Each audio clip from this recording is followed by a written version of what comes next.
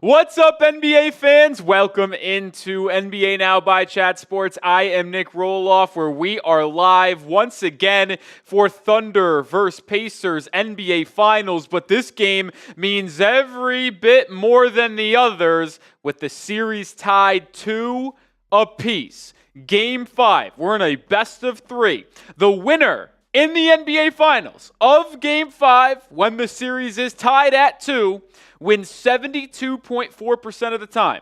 There has been 29 NBA Finals to be tied at 2 apiece. The winner of Game 5 have gone on to win the Finals 21 out of those 29 times. It is going to be ultra important. If you want to win the NBA Finals, you got to win tonight. That's what the metrics will tell us, at least. And we'll be here live breaking down the entire game and everything else you need here at Chat Sports. So welcome in, shout out your city, and as we always are with my guy Jeffrey Cooper. My man, I cannot wait for this game. It feels like it obviously is a pivotal game, but man, tied 2-2, it just doesn't get better than this. It's so big that ESPN's even showing the starting lineup before the game. First time since 2013. Unbelievable. First time since 2013. I'll say this, Coop.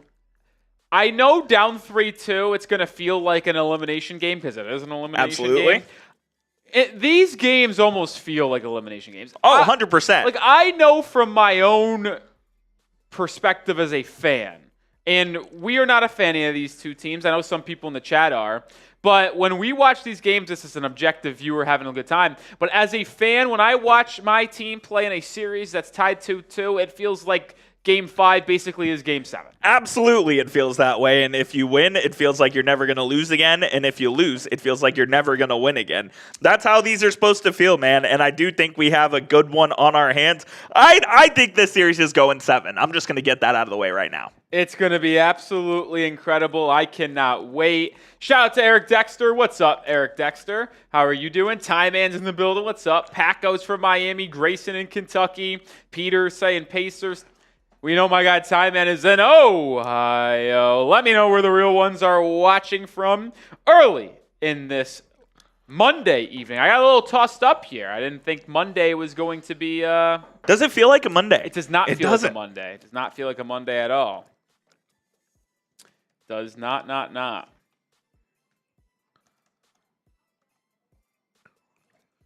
Does not. What's up, Grayson? How you doing?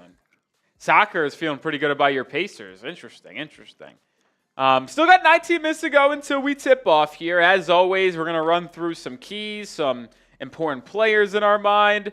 We'll get to that here in a second, but we're going to continue to break it down. Continue, if you have not already, to hit that sub button on the road to 411,000. It would be pretty cool if we got there by the end of the series. That'd be awesome. Me and Coop both believe that it's going to go 7. We've got 3 more games left. We think we will be here Monday.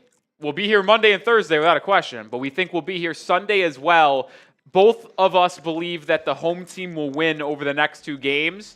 I'll be honest. I have said to you, Coop, that I think even if the Thunder lose today, the Pacers close it at home in 6. Yep. I think I've changed my idea on that. I think we're going 7 regardless because the Thunder have not lost in this playoffs or basically the entire season after a loss. What if the Thunder win? So if the Thunder win tonight, you think the Pacers are winning? I do. Okay. And then we'll be back in 7. But if the Pacers win, I'll actually pick the Thunder on Thursday because we just simply have not seen them lose 2 games in a row. They always have the counterpunch, the comeback. So I think we're going 7. I really do. I could see it. I mean, I do think that this has been a very evenly matched series. It's been well coached. It's been well contested from both sides of the coin. And it deserves a 7-game series. I absolutely believe that. Yeah. Hold on, I'm responding to someone here. All good? Yeah. Shout out to my guy Peter, Ty Man, Soccer, Samuel. We have some OKC fans and some Pacer fans in here. That's all good. Our live poll right now, 67% of you think the Thunder are going to take Game 5.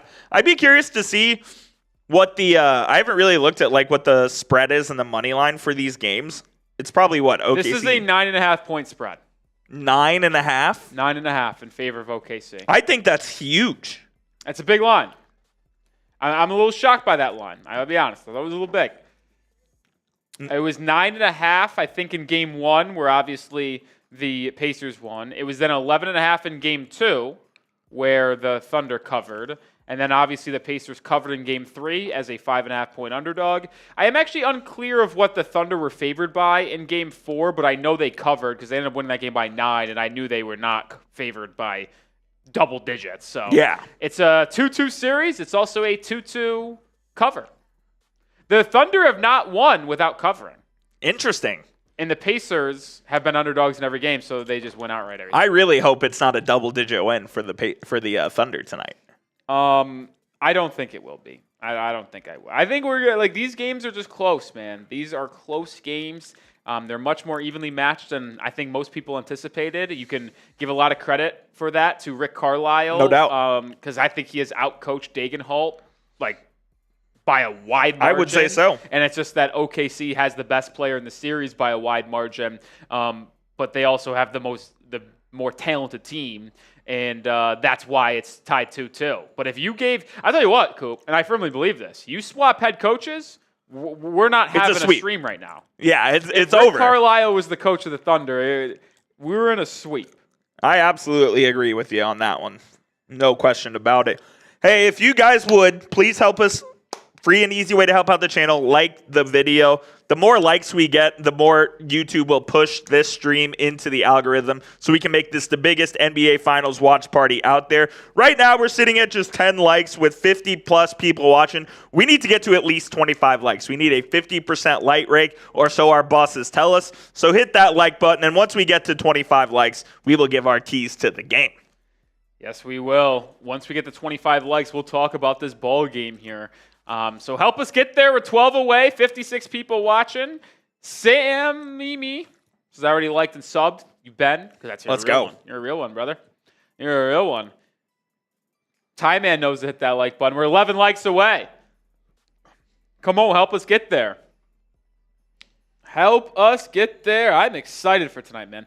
Every finals day, I get a little bit more juiced up coming to work. I know we got other responsibilities here at Chat Sports, but when we get to just come here and watch this game, hang out with you, talk some hoops, it's just a good time, man. I don't know how this entry loses, Cope. I'm really just starting to think about it. Like, how does it lose? It's a CLP, if you will. It's just 10 times there. I just don't see which one loses. Yeah, you played with a 4, right? Yeah. I went 5? I went 5. Who's the fifth? I went Halliburton. I took the Halliburton one. Yeah. Less than you 8 took the other 4 of me with Nembhard, Jalen, Siakam, and SGA? I went Jalen less, 22.5. Lou Dort more than 8.5 points. So I don't have that one. SGA less than 6 assists. Okay. Halliburton less than 7.5 3-pointers attempted. Nembhard points assists. So I have 3 of the same, and then my 4th one that's different is I have the Siakam 6 free throws attempted. Let's make some money. Let's make some money. We won game 2. We lost game 1, game 3, and game 4. Which one was the heartbreaker? Was game 3 was a heartbreaker? No, we won game 3, right? No, we won game 2. Won game 2. Yeah, what was the Shepherd by half a point? What was the reason why I got screwed? I can't remember. Because I went 2 of 4 on game 4. Yeah, I don't remember. All right, we're 9 likes away. Continue to hit that thumbs up icon. Remember, we're not going to give our keys and our players to look out for until we get to 25 likes. We got to get there. 8 away. Come on. We're 13 minutes away from tip-off. Can't ask for anything more than that. Looks like we got a whiteout in OKC. Pacers are still going to be rocking their gold unis. The Pacers not changing their uniform kind of has aura. I respect it. I'll be honest, though. Like, if you look at the Pacers unis, I don't really think the blue ones, the current day, or the white ones are really that good. I think yellow is their best one, so I'm glad they're sticking with their best one. I think the Thunder should wear white every game. No. I think you should wear white at home and blue on the road. But what if you're the Pacers? You said you like that they're wearing. Pacers can wear gold both. I think the white OKC jerseys are significantly better looking than the blue. Oh, I absolutely agree. I think their white ones are the best ones they have. Stephen A. Smith, Bob Myers, and Kendrick Perkins all going to the Thunder. Malika Andrews going to the Pacers. I swear to God, Malika Andrews picks the Pacers. I think she's picked them every game. Wonder why. I think Stephen A. Smith, Bob Myers, and Kendrick Perkins have picked the Thunder every game. Every time I look at what the panel does, I swear it's the same panel every time. Stephen A. playing solitaire tonight? I wonder if he addressed that at this game. That's unbelievable. All right, we're 5 likes away. Come on. We got to get the 25 likes before we can start talking about this game. We got 78 people watching, which tells me 58 people haven't liked the video. This is ridiculous. Oh, it's insane. I'm sunburnt here, working my ass off here. You guys should see the red that is on my upper chest and my hip area. $100 super. I showed Coop, and he was disgusted. He almost threw up. Yeah, we almost couldn't do the stream. 2 likes away. Oh, not a whiteout. I lied. They're alternating white and blue. Ooh, I like a stripe. But they are going white unis nonetheless, which I like. 1 like away. 1 like away. Dylan Sutcliffe says, what's up? What's up, Dylan? What's up, Dylan? The MVP looking to cement his historic season. Coop, when was the last time that we had a MVP, Finals MVP, championship same year? Was it Jokic, I guess? Yeah, it had to 2023? Be. Yeah. Because he won MVP, Finals MVP, championship. Before that, was it Curry? No, because he didn't win Finals MVP the year he won MVP in the title. Yeah, when was that? When would be the last time, Coop? Would it have been LeBron with the Heat? Yeah. Had to be. It had to be. Yeah. So Jokic in 2023 and LeBron in, I think, 2012, 2013, 2012, the year 13. they beat the Thunder, I would believe so. Or was KD the MVP that year? No. No, he wasn't. KD was MVP. Yeah, it would have been LeBron that year. 14 or something. All right, we got there. All right. All right, we're going to each give a key to victory for each team and a player to look out for. Let's do it. With each team. I'll start with a key to victory for the OKC Thunder. I hate that this is a key, but they need to shoot the ball better from deep. Coop. Plain and simple. They went 3 of 16 from beyond the arc in Game 4, and they somehow won.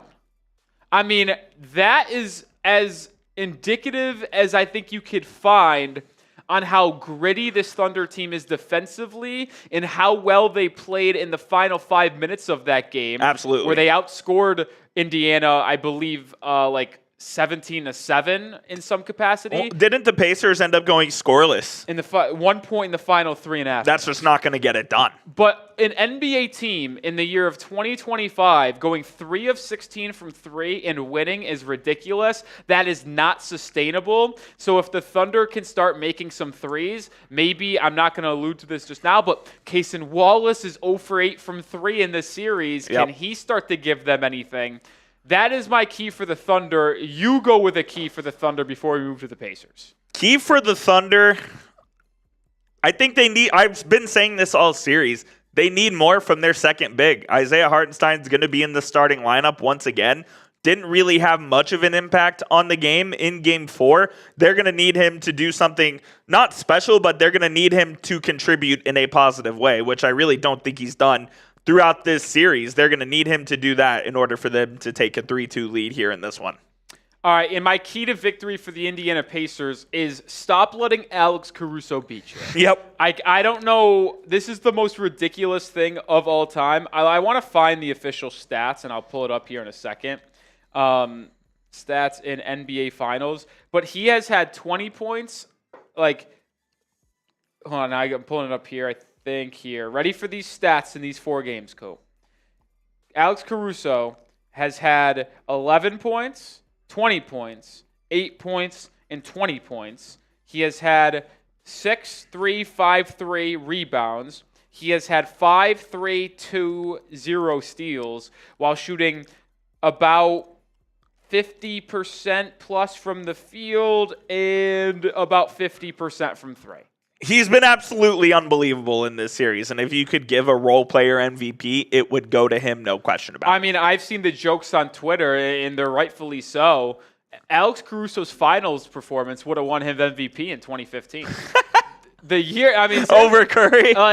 And I don't think that is going to happen. I think we have learned our lesson to the degree that Andre Iguodala, as good as he was in that finals, did not deserve. Probably should not have won finals MVP. But it's the same type of thing where Caruso is coming off the bench, giving the Thunder about 200 times more than they could have ever asked for. Yep. And the Pacers just simply cannot continue to let Caruso dominate them on the defensive side of the floor, averaging 3 steals a game in this series, shooting 50% from the field, and averaging about 16 points. Like, they just can't let it continue. Absolutely agree. A player for the Thunder that I'm going to go with is Aaron Wiggins. No. We're talking keys to victory for the Pacers. I thought we're going keys to victories for the Pacers now. Yeah. Okay. And we'll go players. Shout out Aaron Wiggins, though. Key to victory for the Pacers, going to be super cliche. They have to start out fast. They cannot get caught up in the moment of the OKC crowd. They're going to be absolutely jumping. I hope they just don't have a repeat of game 1 where they turn the ball over about 7 times in the first 4 minutes of the game. Well, let me ask you this, Coop. They went up a little bit in the last game. They did. So are you interested in how they did get up and then they ended up losing the game anyway? Not necessarily, because I think it's going to be a different complexion this time. I really think if OKC gets out and comes out to an onslaught, like a 10-2 run or something like that, I kind of think it's going to be over pretty quick. So I think the Pacers need to be the one to throw the first punch. Okay. If 5 minutes go until tip-off, let's give a player that needs to stand out. I won't steal yours because you obviously knew where you're going. I spoiled with that I'll one. start with the Thunder here.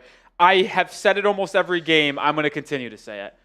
When are we going to see Cason Wallace do anything offensively in this series? 0 of 8 from 3. 0 of 8 from 3 in the series. Not to say he's a good three-point shooter, but he was capable. He made some big threes against the Nuggets, made some big threes against the Timberwolves. He has been a non-factor on the offensive end of the floor. Last game, he only played 19 minutes, and he was 1 of 5 from the field.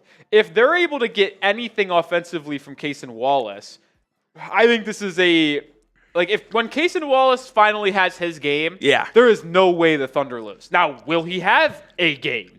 You have to imagine, just by the laws of averages, he will finally knock down a couple threes because he is I believe a 34% three-point decent shooter. three-point shooter. I'm gonna make sure I get the right exact number here.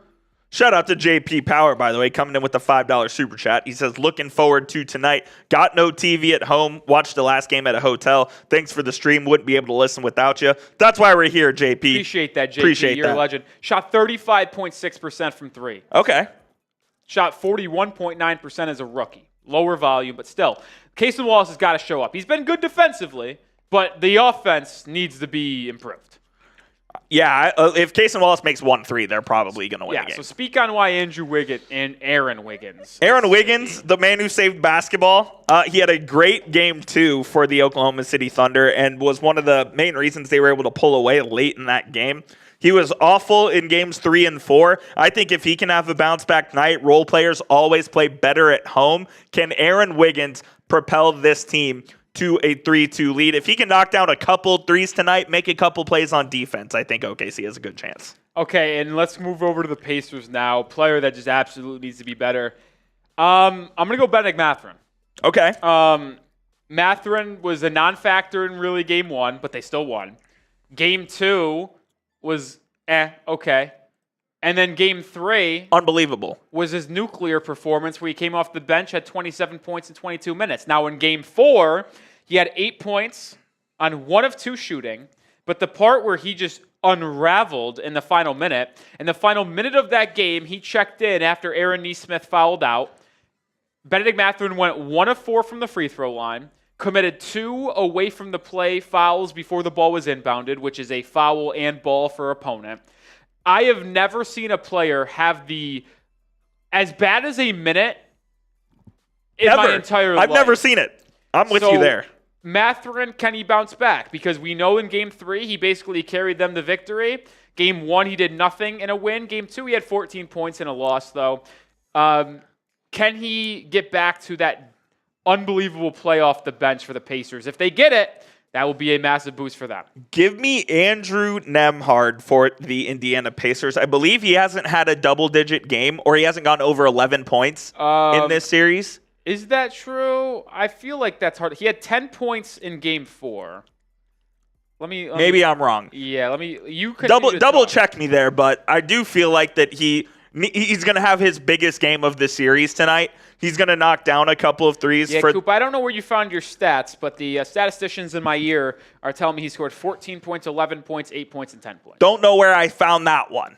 But maybe he has a 15-point night, which is what they would need desperately in order to win this game. They're going to need one of their role players to step up, whether it's Nesmith, whether it's Nembhard, whether it's Benny Math, whether it's whoever. They're going to need someone outside of Pascal Siakam and Tyrese Halliburton to really step up in the scoring department.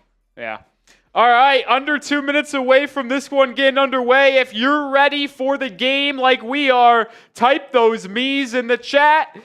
We're giving shout-outs to everybody who comments me. Let's go, baby. 90 seconds away from tip here. I see my man, Ty Man the Buckeye, Eric Dexter, Grayson NFL Edits. Let's go, baby. Soccer, Dylan, Nathan, Peter, Ronald. Let's go. Type those me's. As they are announcing the starters right now. Starting lineup for the Pacers will be Andrew Nembhard, Tyrese Halliburton, Aaron Nesmith, Miles Turner, and Pascal Siakam. Yes, indeed. For the OKC Thunder, they are sticking with that double big lineup they ran for most of the season that they finally started in Game 4. It is going to be Chet Holmgren, Isaiah Hartenstein, Shai Gilgeous-Alexander, Lu Dort, and Jalen Williams. Those are the starting lineups for each team. Like I mentioned a moment ago, Thunder wearing their white unis, Pacers wearing their gold unis. If you are just joining us, I said it in the opener. The winner of Game 5 in the NBA Finals, when it is tied to a piece, wins the series 72.4% of the time. Oof. There has been 29 NBA Finals in the history of the league where it has been tied 2-2 after 5 games, and the winner of Game 5, as I just mentioned, has won 21 of those 29 times, 72.4%. When we look in NBA playoff history, not just the finals, that number actually balloons to, I believe, 83, 84%. So just more of a larger sample size there of how important it is for these two teams to get ahead in the series and have 2 shots at winning the NBA Finals. I'll also say this, Coop, Tyrese Halliburton, when we're talking about keys, he needs to be better with the ball in his hands. I get it, this defense is unbelievable, but he has had a little of a turnover problem in this series. He's had 5 turnovers, I think, 2 or more times in this 4-game series. Which is very uncharacteristic of him because he's he takes care of the ball basically better than anyone in this league, and that's why Rick Carlisle trusts him to run that offense. So, yeah, he absolutely needs to take care of the ball better tonight. So he does. Shai Gilgeous-Alexander averaging 32.8 points per game in this NBA Finals. Had 40 in Game 1, Coop, 34 in Game 2, and he had 36 in Game 4. I think he only had including 15 of those in the fourth. Yeah, 15 in the fourth. 14 of those points coming in the final 4 minutes or 5 minutes, I believe. He went nuclear. Will he do it again? All right, it's about time to get underway in this Game 5. Continue to hit that thumbs up icon if you haven't already. Let's get to 100 likes as soon as possible, and we'll have a fun time on this stream. Do you know the officials today, Coach? I did see John Goebel there, who has the ball in his hand about ready to throw it. I haven't seen the other 2 yet. That seems like a Coop thing that he always knows. But, all right, it's time to get rolling. Chet Holmgren, Miles Turner on the OKC logo. Tip is up. The tip is won by the Indiana Pacers. Wow, first time all series. The first time Miles Turner has won the jump ball to start the game. Andrew Nembhard will start this first possession for the Pacers. It's swung around to Miles Turner. They try to get it to Halliburton, but they ended up back in Nembhard's hand. He gets downhill, kicks to the corner, swung to Halliburton. One more to Turner. Turner to Nesmith. This possession not going anywhere for the Pacers. Pull up free throw line jumper for Nesmith, too strong. Dort tracks down the rebound and is fouled by Nesmith on the loose ball. Bodies hit the deck. Nesmith with an early foul. He has foul issues, by the way. He absolutely does. He got into foul trouble last game as well, and that was a clear reach. He fouled out. Yeah. Gucci Mane, James Williams is one ref, and then Mark Davis is the other. All right, thank you for your insight. Isaiah Hartenstein, with a poster dunk over Miles Turner. What a pretty feed by Jalen Williams on the PNR. Hartenstein getting going early. Cash those Hartenstein first basket tickets. Nembhard looking for the answer, quickly has it with a little step back 10-footer. The race to 10 going to be electric. Jalen Williams swings it over to SGA. He's guarded by Nembhard, who has done an excellent job guarding Gilgeous-Alexander. He fades away from 12 feet on the baseline, no good. Ball battled for, out of bounds, will go to Indiana. Something the Thunder did much differently in Game 4, Coop. They played Jalen Williams more on ball and had SGA screen for Jalen Williams and then get the switch with a Nesmith who had more foul trouble, and then he takes advantage there. Siakam in the pick and roll gets it in the mid-post and gets the friendly bounce off front rim, so he's on the board, and the Pacers have their first lead at 4-2. Holmgren to the rack. How did he get that one to go? Almost threw it behind his head into the rim, but we're back even at 4. I do think it's going to be key for SGA to play off ball just to give Indiana different looks. Yeah, SGA had 0 assists in Game 4, first time the entire season he had 0 assists. Siakam splashes home a triple, and he's got 5 straight for Indiana. A lot of makes here early. SGA quickly back the other way to the rim, gets inside. Nembhard reaches in and fouls Gilgeous-Alexander. So the MVP gets to the free throw line here early. Shot a lot of free throws in Game 4, but most of them actually came late in that fourth quarter. I believe like 6 or 7 of his free throws came in the final minute when it was the foul game. Yeah, he did shoot a lot of them in the fourth. How did Chet get that one? Yeah, I mean, he kind of threw it there almost behind his head, like I said. Got turned around and just yossed her in. 2 minutes into this game, is it true that Jalen Suggs and Tyrese Halliburton are cousins? Apparently. I didn't know that. I didn't know that either. SGA makes the first free throw, so he's got the first point for himself this evening. 7-5 score. SGA has the third most points in NBA Finals history in their first 4 games with 131. Makes the second free throw, 7-6. Siakam just dribbles it off his foot. Turnover. SGA up to Jalen Williams, who throws down a dunk in transition, and OKC goes up in front. Can't turn the ball over against this Thunder team. They can get out and run. Pick and roll between Nembhard and Turner. Nembhard drops it off to Turner. Inside, layup. Good for Nembhard. Or excuse me, Turner. SGA not going to have a assistless game today. Already got one there in transition. SGA driving, Euro-stepping, kicking. Holmgren, corner 3. Good for Chet Holmgren. He's got 5, and OKC is up 11-9. Nesmith, miscommunication, wide open 3. Answer! High scoring affair. 3 minutes in. 12-11. Holmgren to Hartenstein. Backdoor cut for Williams. Lefty layup is good. My, oh my. It's points city here in Game 5. If you had the over, you're looking good. No nerves to start this one in the pivotal Game 5. Siakam fouled on the floor by Luguentz Dort. He'll be side out for Indiana. 14 on the shot clock. The less on SGA assists, not looking good late. Has 2 early. Yeah, this miscommunication there by Hartenstein and SGA allowed Nesmith to set his feet and sit there for about 5 minutes before releasing that 3. Siakam defended by Hartenstein. Siakam gets downhill. Euro step, stripped. Second turnover for Siakam. Holmgren to SGA. SGA slows it down, trailing Hartenstein. Hartenstein to Jalen Williams, who throws down a thunderous two-handed slam. Timeout? I think no timeout. Thought I saw Carlisle walk onto the floor. 15-12. Skip pass by Halliburton. Nesmith throws it away. Third turnover for Indiana. Jalen Williams, pull up 3. He's feeling it. Comes up short. Rebound Indiana. Now Siakam back the other way. Trailing Halliburton. Halliburton launches a 3 over Hartenstein. Too strong. And the OKC Thunder corral the rebound and take a deep breath. Leading by 3. Early here. Oh, SGA, pretty crossover inside. Finishes with the left hand. And there is the timeout from Rick Carlisle. 5-point Thunder lead, largest of the game, 7:45 to go in quarter number 1, and we got points.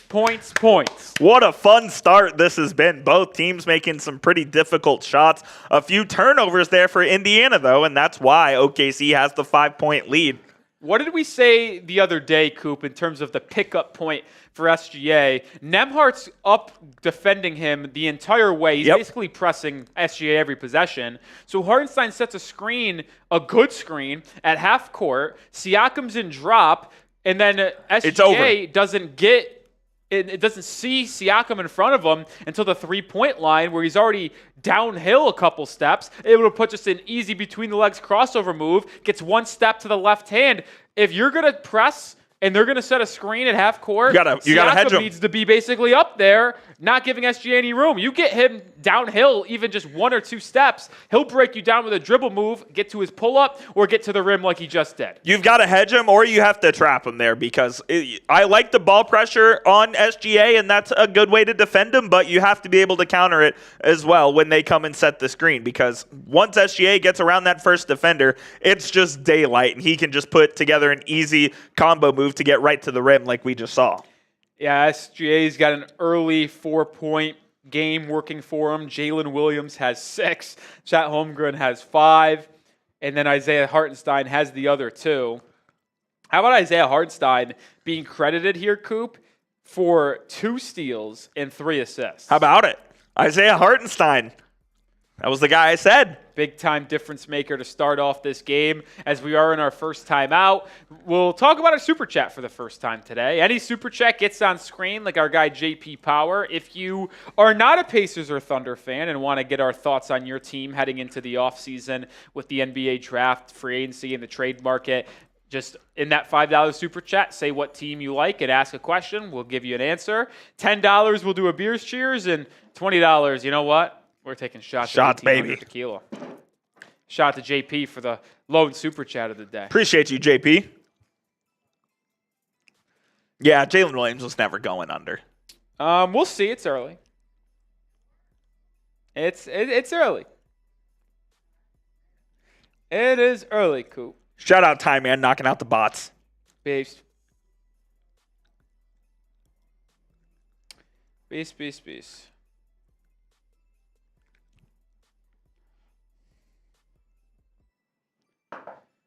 400 people watching in the building. Appreciate y'all for Game 5 hanging out with us here.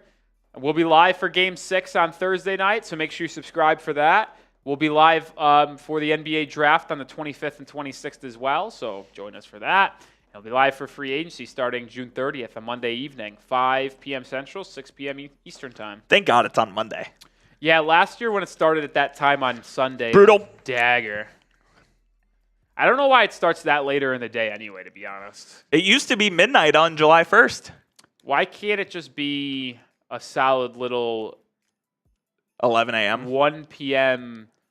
Eastern, 12 p.m. Eastern on Monday. I used to love the midnight July 1st, staying up late. Yeah, when I was a high schooler with no responsibilities in the world and not have no work the next day. Correct. Or work it. Correct. Imagine doing that now. That would suck. Oh, be kind of sick. You think? Coming at 6? I don't know about that one, Jim. All right, we're back in action here. Substitution for the Thunder. Hartenstein takes a seat. Alex Caruso, that super sub, into the game. SGA deflects the ball out of bounds, so Indiana will get it in on the side. Obi Toppin and Ben Shepherd check in. Siakam and Nesmith take a seat. Obi Toppin's been absolutely phenomenal in this series. He really has been. Knocking down a couple threes as well. Almost turned it over, He's been the most consistent player off the bench for the Pacers, believe it or not. Toppin driving, kicking. Nembhard resets right wing 3 at the end of the shot clock. No good. Rebound fought for. Nembhard gets it and can't make the layup on the putback. I thought he got fouled. SGA with the rebound. Up ahead. Drives to Shepherd. Gets to the rim and finishes. Carlisle's incensed that no foul was called, he just got teed up. Yeah. Classic Rick. He's about to get thrown out of the game. He couldn't believe the no call on that Nembhard putback layup attempt. James Johnson's telling him to calm down. Let's watch the replay. That's a foul. That's a foul on Dort. I got to be honest, I don't think it is. Dort tries to get out of the way. SGA makes the technical free throw, so the Thunder now have their largest lead of 8. I got to be honest, I really don't think that's a foul. It could go either way. For there to be as much conversation as there has been, like, about the small fouls SGA gets, and I get it if you want it like tit for tat, but if you're going to complain about the SGA fouls, then that should be one that you also don't want to foul. Fair enough. 9-0 Thunder run to take this 8-point lead. Halliburton just slips inside, another turnover. Caruso in transition to the rim. Layup good. 10-point lead. Honestly, you thought Carlisle might have burned another timeout. It's an OKC early avalanche here. Obi Toppin kicks it out to Shepard. Handoff to Hallie. It's swung back around the perimeter. God, he looks awful dribbling. Yeah, Pacers have not scored in 2.5 minutes. Nembhard inside, loses the handle. Shepard picks it up, falls to Turner, and one. Miles Turner, SGA, commits the foul. Big time, and one there by Turner to kind of just take a breather. Rick is just hot right now. I am actually shocked he didn't call another timeout after the I am too. layup to put him up 10. Hartenstein and Aaron Wiggins will check in. So I believe Holmgren and Jalen Williams will check out.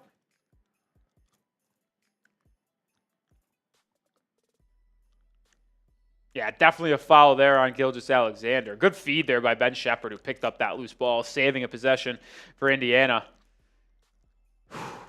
Turner at the line to convert the three-point play the old-fashioned way. Cannot. And the rebound's down the Wiggins. So SGA actually subbed out. Jalen Williams in. So they run that same rotation that they had in Game 4, which is a abnormal one for Dagenhall. Jalen Williams to Dort. Dort passed up a 3. Drives. Euro steps back out to Jalen Williams. Pull-up free throw line jumper. Rattles in and out. Oh, go up with it, Lou. Rebound, and he'll pull it out to reset the Thunder offense. Pretty give and go to Caruso, who missed the dunk. And then the rebound to Miles Turner. What a pass by Hart. That was an unbelievable pass. Nembhard brings it up for Indiana. He's got to be better in these minutes for the Pacers. Halliburton almost fumbled the ball out of bounds, but saved it. Toppin now works it with Miles Turner. 5 on the shot clock, nothing going. Jalen Williams strips. Toppin picks it up. No. How is that? They got it. Okay, they did call it an over and back. What defense by the OKC Thunder. Not one possession coup in the last 3 minutes has been easy. No, they've been making it as hard as possible on this Indiana Pacers team. I kind of think the Pacers need to put a second ball handler out there. Well, they have Nembhard. Which they do now. Well, they have McConnell out there. That's what I was looking for. 6 points off turnovers for OKC early in this one. The Pacers scored 11 points in the first 3 minutes and then have scored 3 points over the last 4.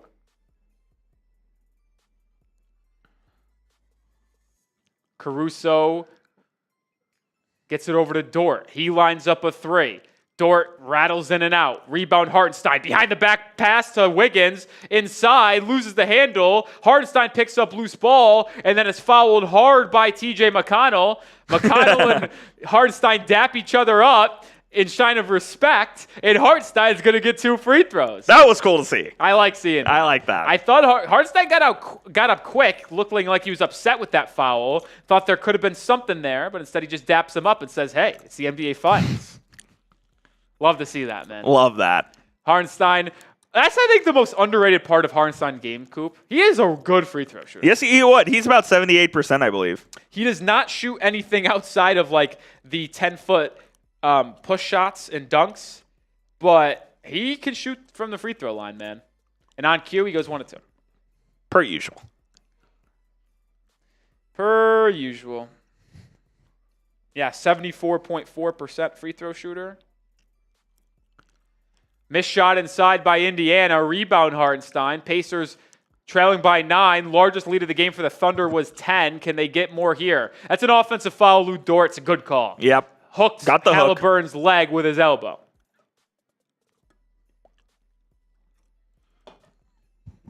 That's just something that needs to be called more. Oh, yeah. People get away with it all the time. But everybody does it. Lou Dort, by the letter of the law, it's a foul. Lou Dort not getting away with it there. 2 fouls on Dort. Shocker. That one's cocked. That's why they took it off the books. Tony Bradley is in the game. Who? He got some run against the Knicks, but we have not seen him in this series. Siakam backing down, up and under, fouled by Jalen Williams, and Siakam's going to head to the charity stripe for 2. What's the thinking here from Rick Carlisle? They've gone small ball a lot, Coop, in this series. Usually when Miles Turner sits down, they usually go just Siakam and Toppin as the 4-5. Maybe they just want a real big man out there instead of running Siakam and Toppin. It's his brother's seventh year in the league. I've never heard of him. Come on, Coop. Really? Never heard of him. Coop, he was a big storyline in the Knicks series because they had to play him over Thomas Bryant. I barely watched that series. Because Thomas Bryant was getting bullied by Mitchell Robinson. I was watching my Stars get pummeled. Not a hoop head. Siakam misses the second, so 1 of 2 at the line, 23-15. Siakam with 6 points, leading scorer for Indiana. Hartenstein, top of the key. Looks for Wiggins, now hands it off to Caruso. Caruso, pick and roll. Finds the baseline. Oh my God, what a move, Alex Caruso, but he misses the layup. That was bag work by Caruso. I didn't know he had that in him. Siakam now gets downhill. Cason Wallace in, forces a turnover. Pitch ahead to Caruso to the rim. Rejected! Do not go in there! Benedict Mathurin with a LeBron-esque chase down. What a play by Mathurin off the bench. That was unreal.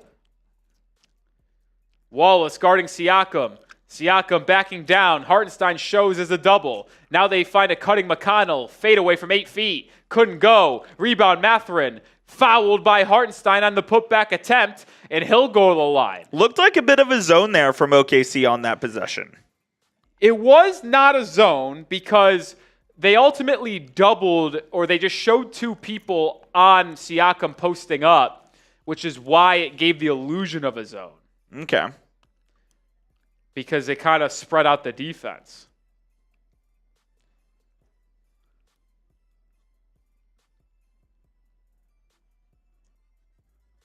Coop Dog, watch yourself or you're getting banned.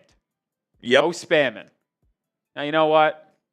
He's out. 5-minute timeout. 5-minute timeout for Coop Dog. 5-minute penalty. Final warning. Not a final warning. Straight to the jail. But he's back after 5. Back after 5. It's a penalty, like hockey. And then he'll get permabanned. Maybe. Timeout on the floor. Benedict Mathurin made the first free throw, so he'll have one more when we return. It's 23-16. We have 577 people watching. Hit that thumbs up icon. We need to get to 100 likes. Let's I'll go. offer this deal as I've done so often. If we get to 100 likes during this TV timeout, before we resume play, before we see Mathurin take another free throw, usually $20 shots, I'll take one on the house for free. Hit that thumbs up icon. Let's go. We need 53 likes. Benjamin saying, let's go Pacers. Should easily be reached. Easily, with 588 people in the building. The only thing I'm bummed about having to do this NBA Final stream, Coop, is I can't watch Love Island until later tonight. You can watch it when you get home. I love Love Island. That's your show. What a show. What a show. I've never got into it, really. I hear Love Island UK is quite the scene. All right, I've only done USA. I've only done the last 2 seasons. My guy Doyle Shipman. 30 likes away from 100. Can we get there? Let's go.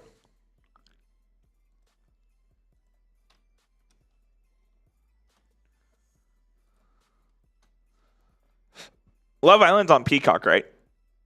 Yes, it is. What's the one on Netflix that everyone loves? Too Hot to Handle? Maybe.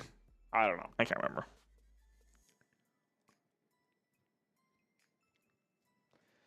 Danny Finn's fan says, how about Florida Panthers? How about them Florida Panthers? They're going to win it tomorrow night. 3-2. That was a dominating performance on the road. Yes, indeed. That was impressive, Coop. Oh, it was fantastic. That Marchand first goal, by the way, did you watch the game? The second goal. Where he dangled. Was it the second Yeah. goal? Okay, yeah. That whatever Marchand's goal was in the first period was maybe the most. I don't know hockey. Self-admittedly, do not know the sport. But that was one of the craziest things I've ever seen.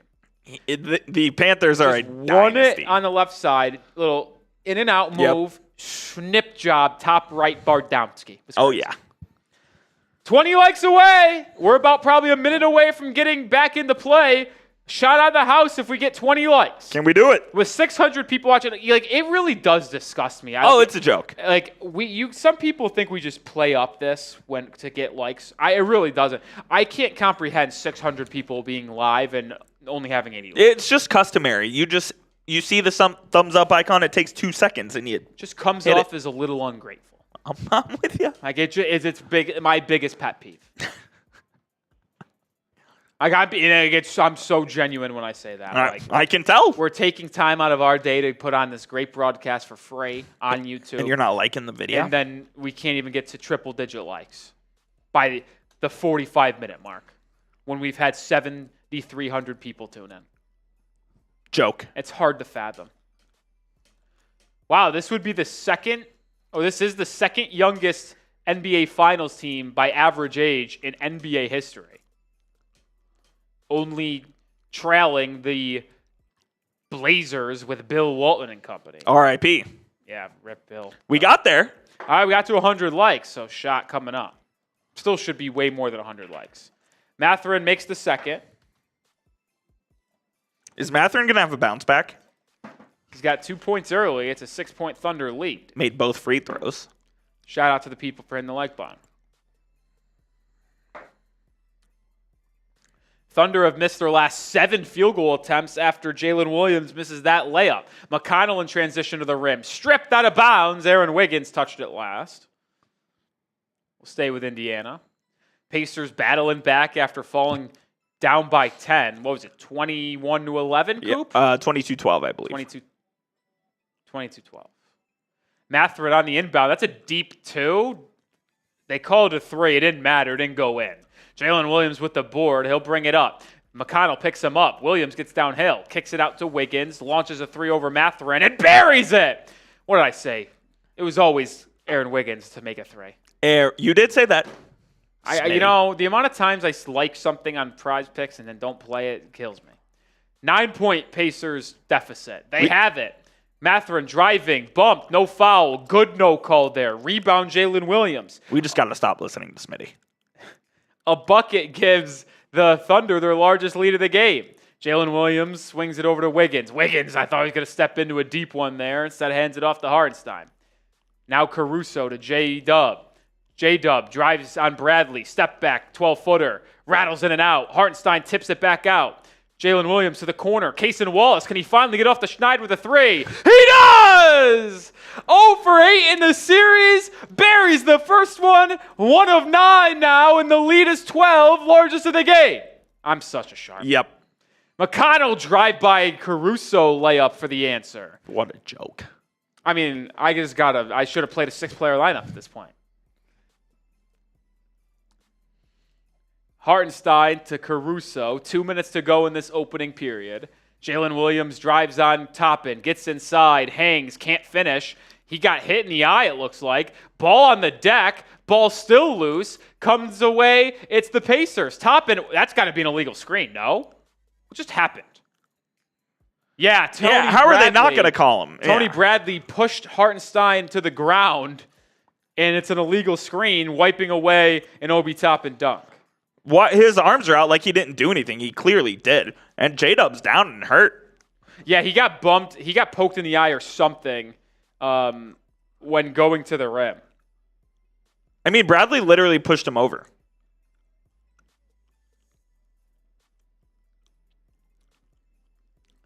Jalen Williams will gingerly walk and check out. I believe SGA coming back in.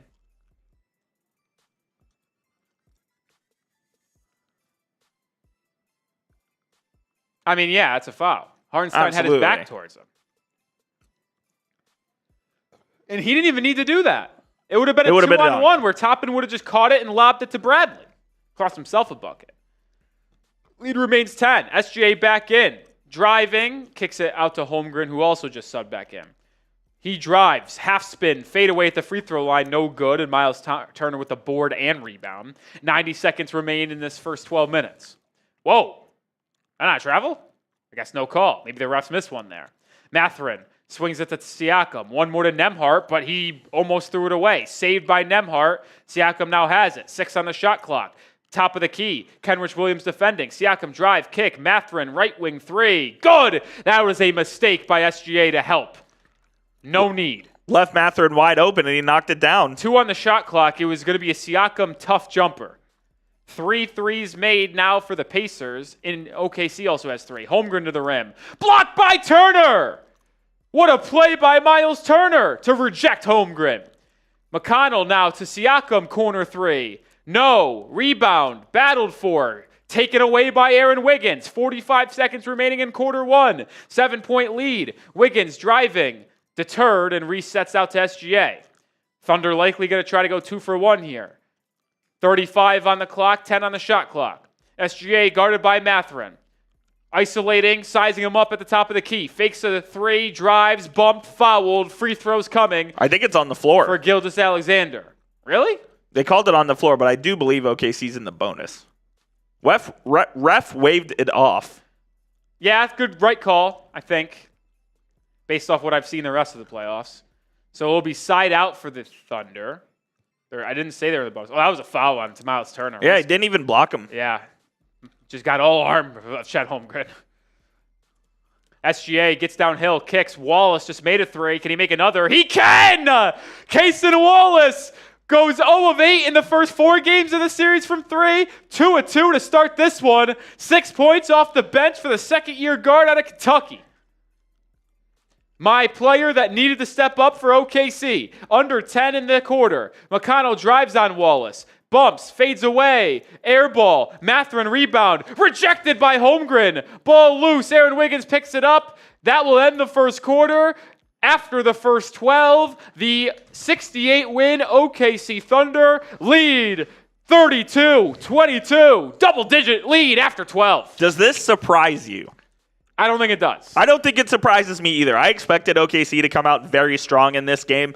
It's kind of been the same story for the Pacers where they're just turning the ball over a little bit too much and they really can't find a great rhythm on offense. Now, they've knocked down a decent amount of threes, but they need their top guys to get going in Pascal Siakam and Tyrese Halliburton. Siakam's got 6 points on 2 of 3 shooting. Now, he does have 3 turnovers. Halliburton, 0 points. 2 assists, 0 of 2 shooting, and a turnover.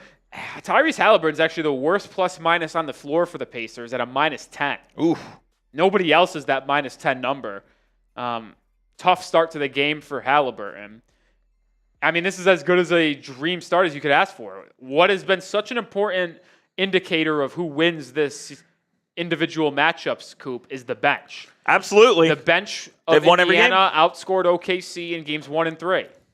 I think 2 and 4 belong to the Thunder. They did. And the Thunder won both those games. Yep. Early in this one, the Thunder have already had 11 points off the bench, 6 from Wallace, 3 from Wiggins, 2 for Caruso. The Pacers have 7 points off the bench. So that is an indicator here. The bench has gone 4-0 in this series. Both teams shot 5 free throws in that first quarter, so nothing crazy there in terms of difference. But here's the difference for the OKC offense, Coop. What did I say in the open? I said key to victory, as stupid as it sounds, shoot the 3 better. They shot 3 of 16 in Game 4 and somehow miraculously won that game. I would like to do research on that being the worst 3-point shooting display in winning a finals game, especially on the road if you want to even heighten it even more. In the first 12 minutes, Coop, they're 4-6. They've shot it fantastic. Kaysen Wallace is 2 of 2, I believe. Wiggins 101, and then Chet Holmgren 101. They're getting 3-point makes from their role players, which is exactly what they need to win this game.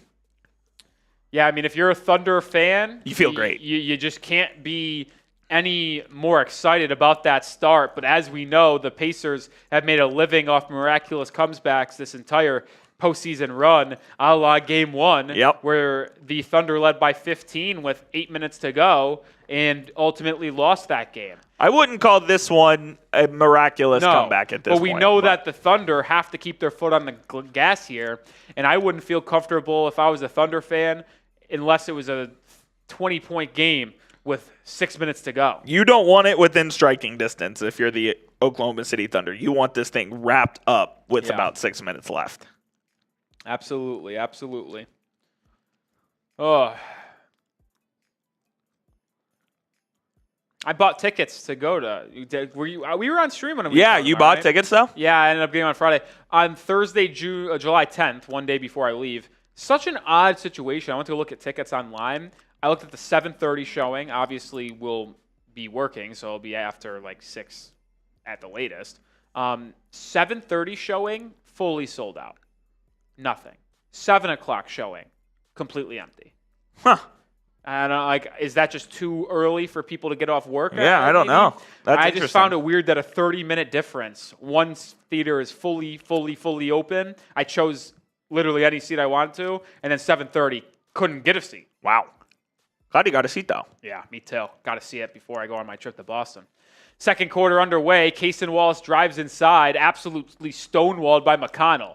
Finds relief in Holmgren. 3 on the shot clock. Holmgren, I thought, stepped out of bounds. No call. Misses a shot inside. Gets his own rebound. And then loses the handle. Turnover. McConnell picks up the loose ball. Second turnover of the game for the Thunder. The Pacers have 7 TOs. Nembhard over to Mathurin, who's going to get some spark into this Pacers offense, who struggled in the first quarter. Nembhard to the corner for McConnell. Inside, stolen by Wallace. Wallace leading the charge. No numbers, so Kaysen Wallace will just find the trailing SGA.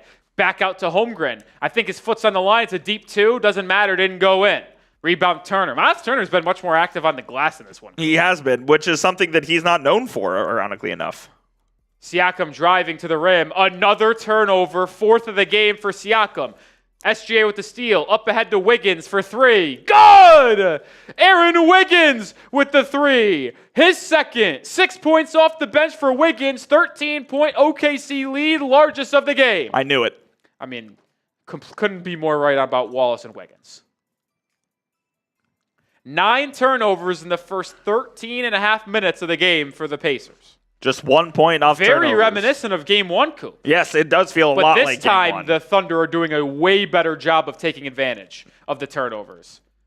Holmgren blocks Turner, and it hits him out of bounds. 4.1 on the shot clock. Remember Game 1, Coop? The Thunder forced 25 turnovers for the game, and but only had like 11 points off those turnovers. And it was 19 of them came in the first half. And now they have more points off turnovers, I think, in this first half they did in that game. They've been executing at a high level. Ball is inbounded to Siakam, 4 on the shot clock. He spins to his right hand and is able to get it to go. Big time shot there by Siakam. Pacers need to start stringing together some stops. 8 points for Pascal. Wiggins to the rim, lefty layup, no good. Good contest by Turner. Pacers have numbers if they want it. 5 on 4. Siakam, 3, right wing. No good, and Wallace corrals the board. I don't know if I love that shot. Yeah, it felt rushed. It wasn't even that good of a look. Wallace drive, kick. Kenrich Williams, corner 3. Almost rattled in, but couldn't find the bottom of the cup. Someone's got to help Siakam here offensively. Pascal's got the most points, but he's not even played well. A lot of turnovers. 4 of them to be exact. Nesmith to Siakam. Turns. Fouled by Kaysen Wallace. And Siakam's going to go right back to the line for 2, where he's 1 of 2 on the evening. So at least I got one look going good for me. And Siakam. What was my other? J-Dub under 22 and a half. Yep. He's got like 6 or 8. 6? Yep. Halliburton grabbing at his calf. Did he go back to the locker room here? No, he's on the bench, but he's got it iced up right now. And wrap around it. Something we'll keep an eye on. I had, what was the other ones? Nembhard, 14.5, and then SGA assists. How many assists does SGA have? 2? 2, yeah. I can live with that. Oh my God, it says he has 4. No way. Cooked. Yeah, it's over.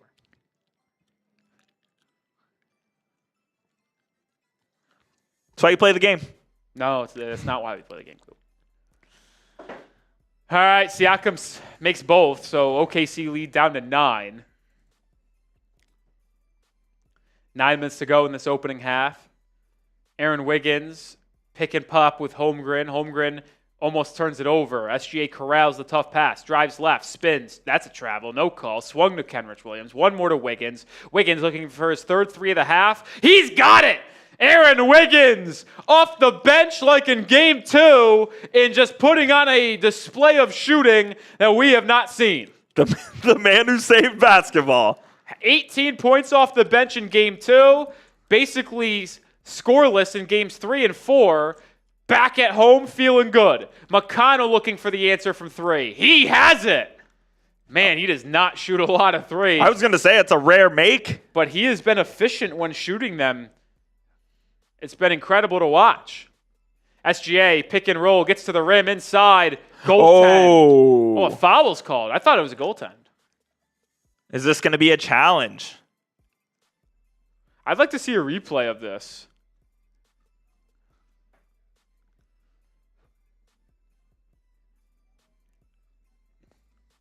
Can I see a replay? I didn't even think it was a foul. I thought it was I didn't either.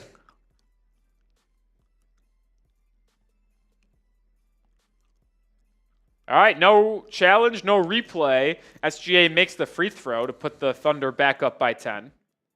I really would like to see that replay. I didn't see a foul. I thought Miles Turner hit the ball after it hit glass, though. I didn't like it. Halliburton is checking back in.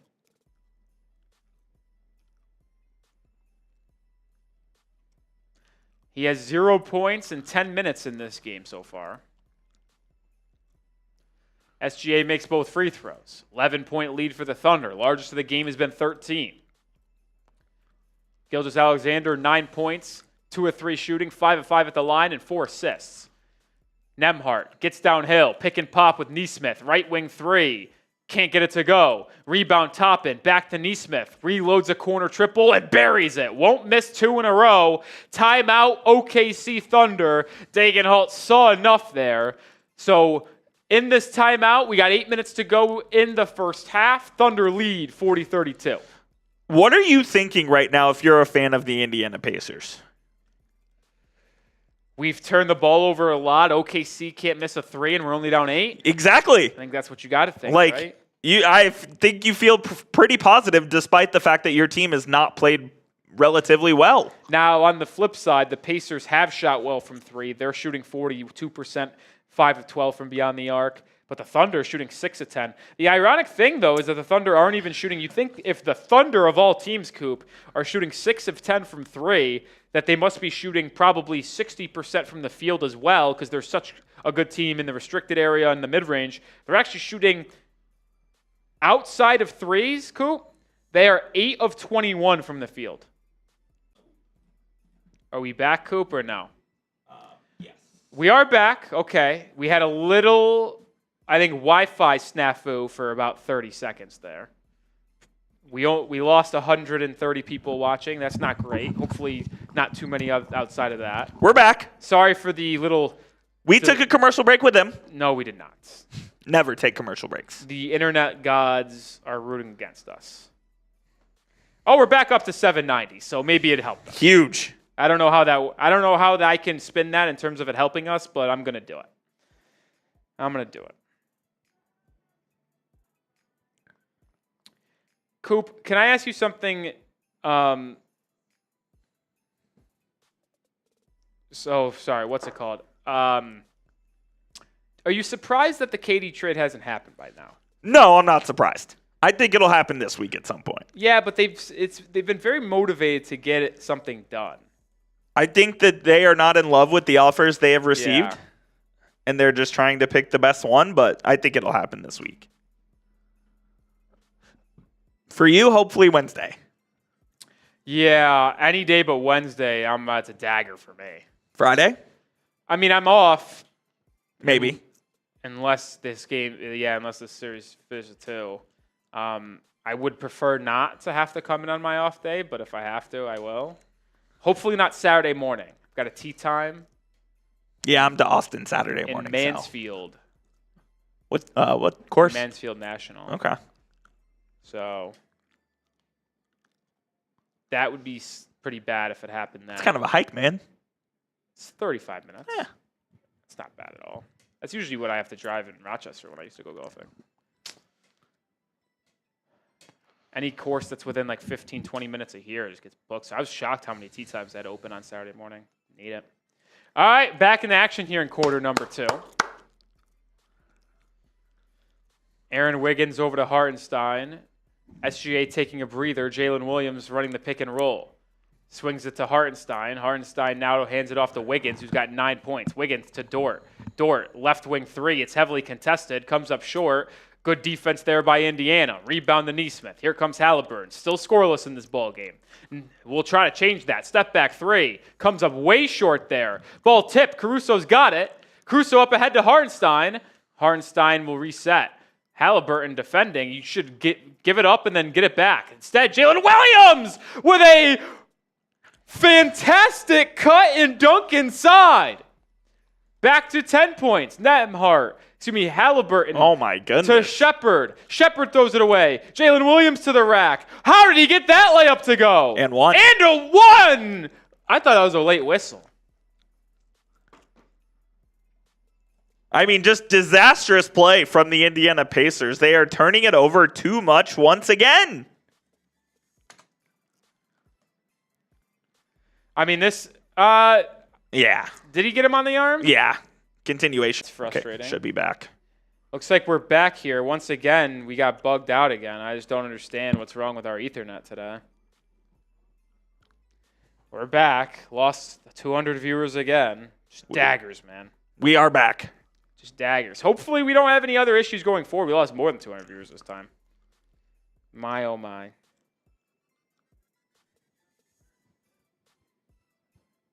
You know what's fascinating to me, Coop? Going in and out here. When we come back, Jalen Williams will be at the line. He's already got 10 points on 5 of 10 shooting. We're back. We're trying to figure out what's wrong with the Wi-Fi and what's killing our streaming service here. We know when it's on us and we know when it's on potentially you guys at home. This issue has slightly been on us, so we'll hopefully get it figured out.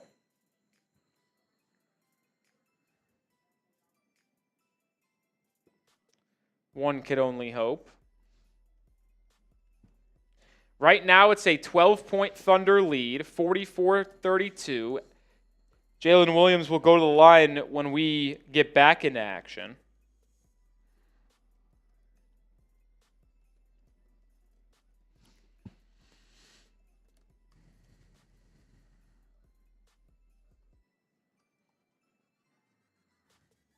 A 13-point game, 45-32.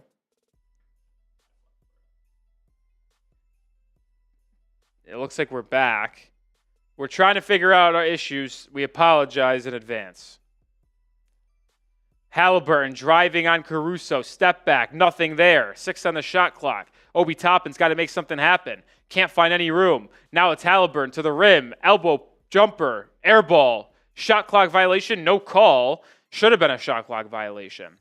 All right, here we go. 13-point Thunder lead. It's never been higher than 13 in this one.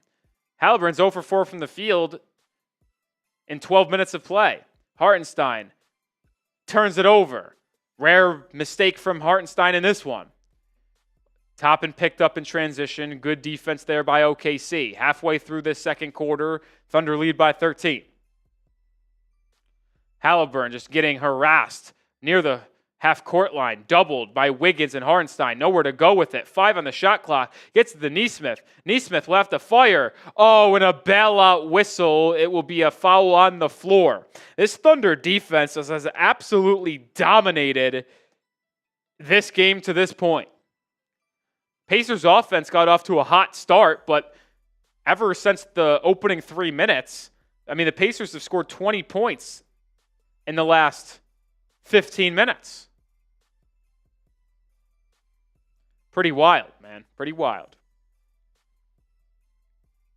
They just are giving no breathing room to Halliburton. Siakam finds a backdoor cutting Nesmith. Ball on the deck. Nesmith gets it. 2 on the shot clock. 1 on the shot clock. A jump ball will be called with 1 second. So it's either a Pacers jump ball win and they get it with 1 second on the clock, or it's going to be Thunder ball? I'll be honest. If I'm the Pacers, I almost just would rather lose and just set the defense. Well, it'll reset to 5 if they win it, I believe, right? No, I don't know. Why would it do that? If they win the tip, which they probably won't because it's Hartenstein and Nesmith. If I'm the Pacers, I'm just sprinting straight back to defense after this tip. Or do you even just, if you're Hartenstein, just let the Pacers win the tip? Because they got to tip it. The clock will start as soon as Nesmith touches it. They got to somehow catch it and then just launch it. Nesmith wins the tip. Nembhard gets a shot up. Air ball, shot clock violation. So the ball was tipped up. I actually think it might have been won by Hartenstein, but Nembhard got it in the air and then could not hit rim when putting up the alley-oop jumper. 11th turnover of the game for Indiana. Under 6 to go in the half. Pacers have turned the ball over 12 times. The Thunder have 13 points off those turnovers. Hartenstein out to Caruso. SGA gets it, 8 on the shot clock. SGA doubled by Siakam. Pickup point better out here. SGA drives, cut off, free throw line fadeaway. Oh, that was tough! Gilgeous-Alexander putting the moves on Siakam. Largest lead of the game for OKC. It's a 7-0 run over the last 2 minutes and 40 seconds.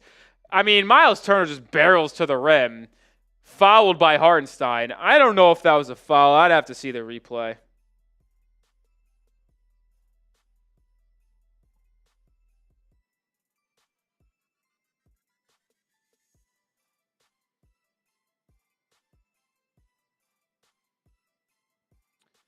That was such a tough move by SGA. But there will be free throws here for Miles Turner, who has not shot the ball from the line well in these playoffs. He makes this one here. 47-33.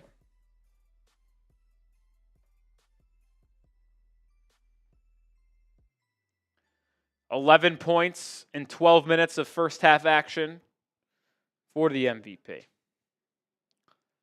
Miles Turner. Second free throw is good. 13-point game. At least we've had a nice little run here of no stoppages. Jalen Williams handling the ball. SGA sets him a screen. No switch. Nembhard still defends Gilgeous-Alexander. Loses the handle, gets it back. Nembhard gambled on a steal. Results in a Holmgren pull-up free throw line jumper. No good. Rebound, Halliburton. Pacers come up the other way in transition. Jalen Williams fouls Andrew Nembhard going to the rim. It will be on the floor. And to my knowledge, the Pacers are not in the bonus, so will be side out for Indiana.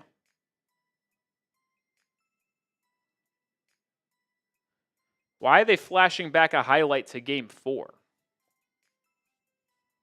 Odd. Don't understand that.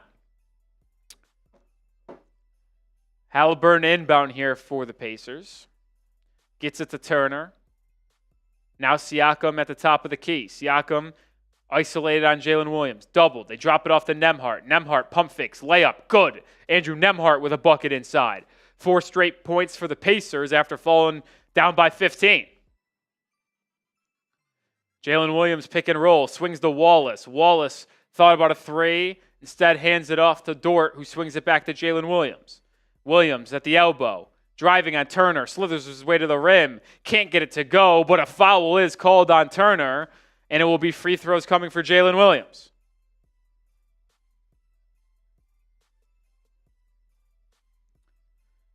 They sent 2 players at Siakam. Coop, can I ask you, is that the smart play there? Like, Siakam's got the ball at the free throw line. Would you send 2, which left Nembhard wide open on the dunker spot? Yeah. I'll live with Siakam step back or fade away 15-footers. I think the thinking is if you double team him at the free throw line, he's not going to be able to make a pass out. Now he clearly did, but that's probably what their strategy is there, to try to trap him and not allow him to get to the rim. Jalen Williams makes the free throw. He's got 12 points. All right, I think we're okay. It looks like we're going to be fine here, hopefully Wi-Fi related. Remember, Game 6 is in Indiana Thursday. We'll be here. 8:30 Eastern, 7:30 Central. Coop and I will be live once again. which will be a closeout game for one team. But Larry O'Brien will be in the building. It will be, no matter what. No matter what. What are we doing? Yeah, we got a stoppage in play. What's going on?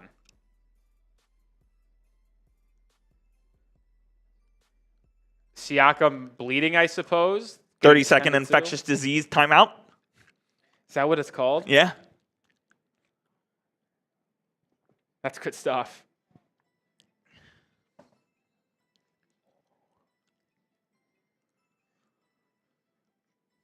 SGA with 11 on 3 of 4 from the field. Yeah, he's 5 of 5 from the line. All 3 shots made, by the way, are layups at the rim.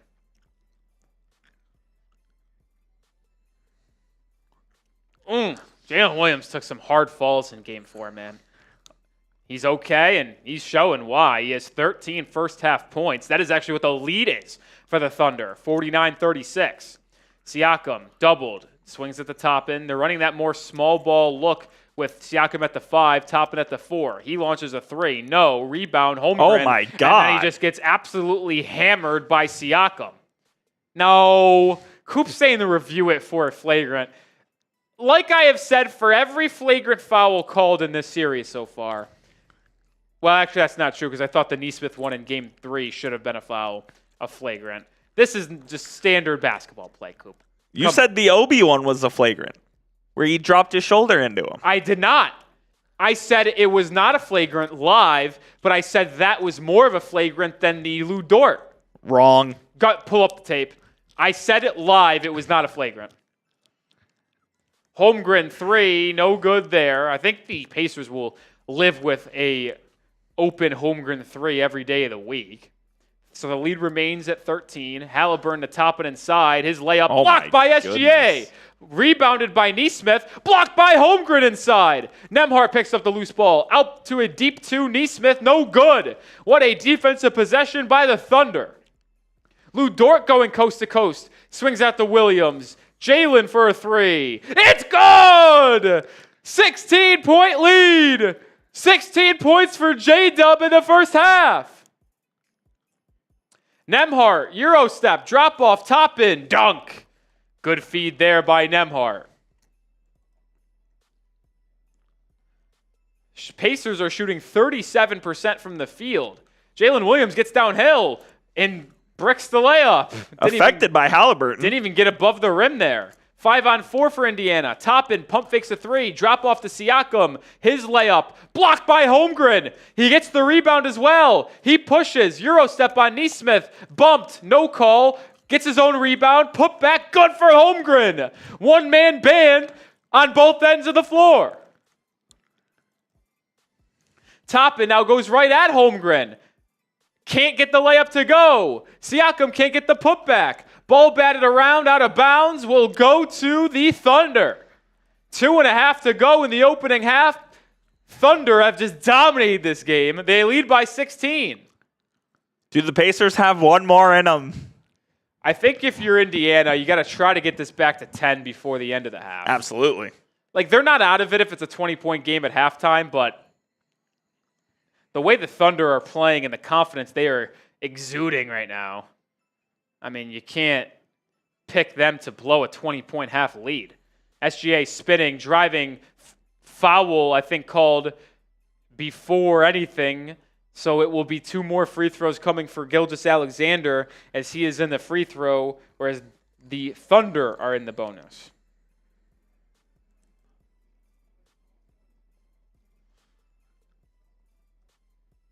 It was always SGA attempts.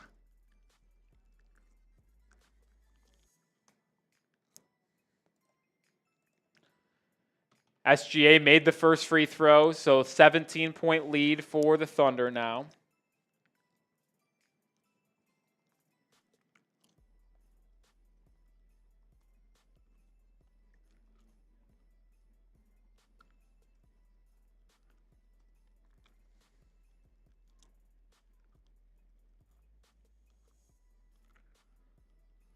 MVP chance in Paycom. Gilgeous-Alexander makes both, so now it's an 18-point lead, largest of the night. Danger zone for Indiana. Like I said, Pacers need to get it down to 10, in my opinion. They don't need to. If it's like 12 or 14, they're not out of it. I just don't think they could let it get to 20-plus at the half. Nembhard, guarded by Caruso tightly. Nembhard, Euro steps inside. A lot of contact and one big-time play there by Andrew Nembhard. Got Caruso reaching in and made him pay. Nembhard likes doing that little Euro step through the lane.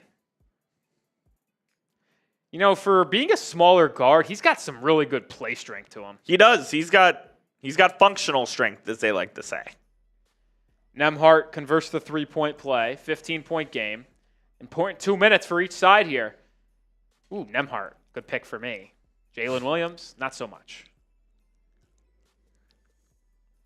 Hartenstein hands it off to SGA, who's posting up Nembhard now on the low block. They send two. Quick kick out to Case and Wallace for three. No. Rebound offensively, Holmgren.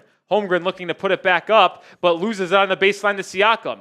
Here come the Pacers in transition. Mathurin to the rim. He Euro steps and is fouled by Caruso. So that's now 3 fouls on Alex Caruso, I believe. Something to monitor going forward, and Caruso doesn't like the call as he's looking up at the Jumbotron. I apologize. That will only be 2. I thought he had 1 before the last 2 plays where both fouls have been on him. That is a foul. So after going down by 18, chance for the Pacers to respond with a 7-0 spurt here late in the half. Well, Mathurin misses the free throw, so that will not be happening. That will not be happening. Benedict Mathurin can't be trusted.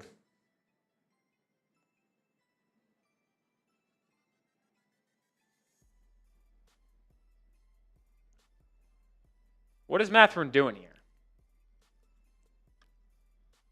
Halliburton with 0 points. If he doesn't check back in, it would be the first scoreless half of his playoff career. Mathurin misses both. Rebound, though, grabbed by Indiana. Tony Bradley's got it. Right wing Siakam 3. No. And SGA tracks down the board. I'm not sure this is Indiana's night. It's early, but we'll see. SGA getting downhill on Siakam. Gets to the right hand. Comes up short on the layup. Mathurin the other way. Out of a cannon to the rim. Smokes the layup. Mathurin. Get him off the court, man. Yeah, he has not been good. Aaron Wiggins doubled. Step back corner 3. Aaron Wiggins, I don't know if that's the shot there. Fast break for the Pacers. Tony Bradley Euro stepping to the lane. What are they doing? Blocked. The Pacers, what are they doing? Back to Bradley inside. Jesus. Fouled by SGA. I mean, comical offense. The Pacers are playing dumb basketball. That's the second foul on Gilgeous-Alexander, by the way. Clean block initially on Bradley. Tell you what, SGA has a knack for getting blocks, man. He does. When he's around the rim. Oh, Halliburton's going to come in. Halliburton will check in to try to not have a scoreless first half. That's the only reason he's checking in, correct? I don't know what their normal rotations are, to be honest. Bradley makes the first free throw.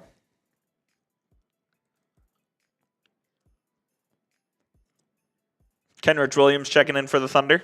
56-42. Indiana has done a good job battling back slightly here after falling down by 18.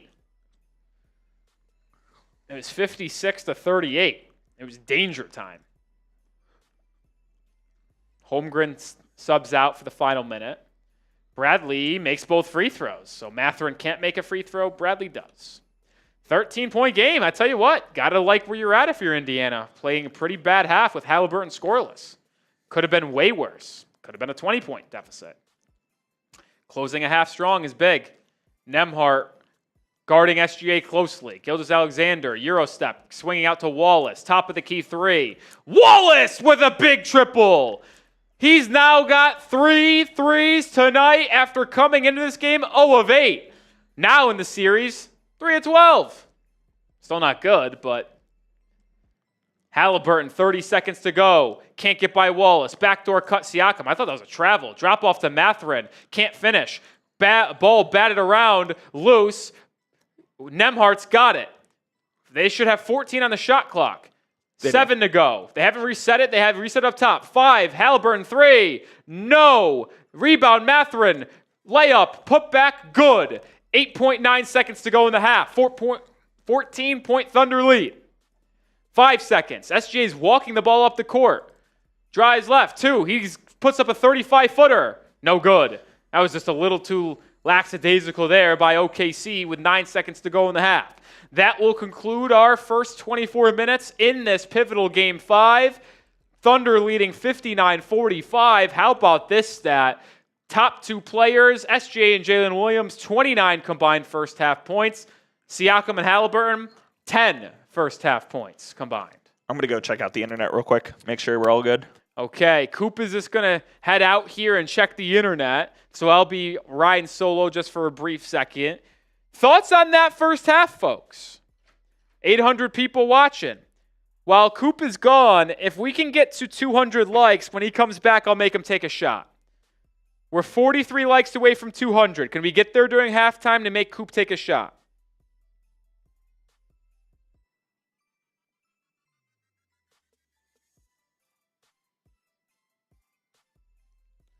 Also going to update the live poll. Who you got? Pacers Thunder after 24 minutes of action.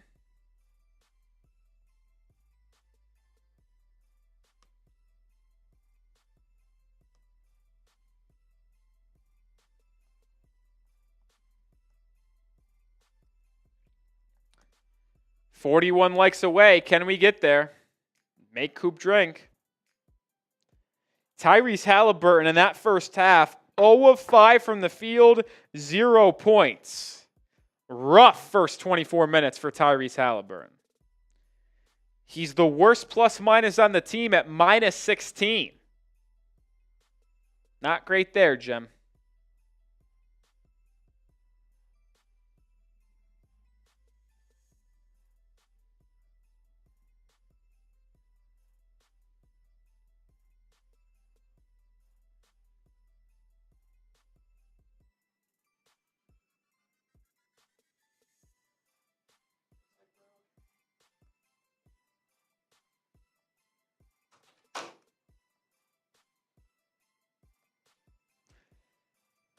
Whew.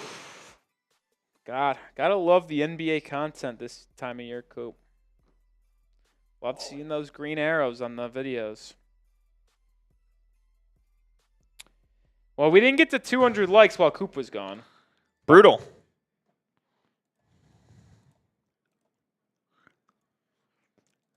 Bummer, bummer, bummer. Oh.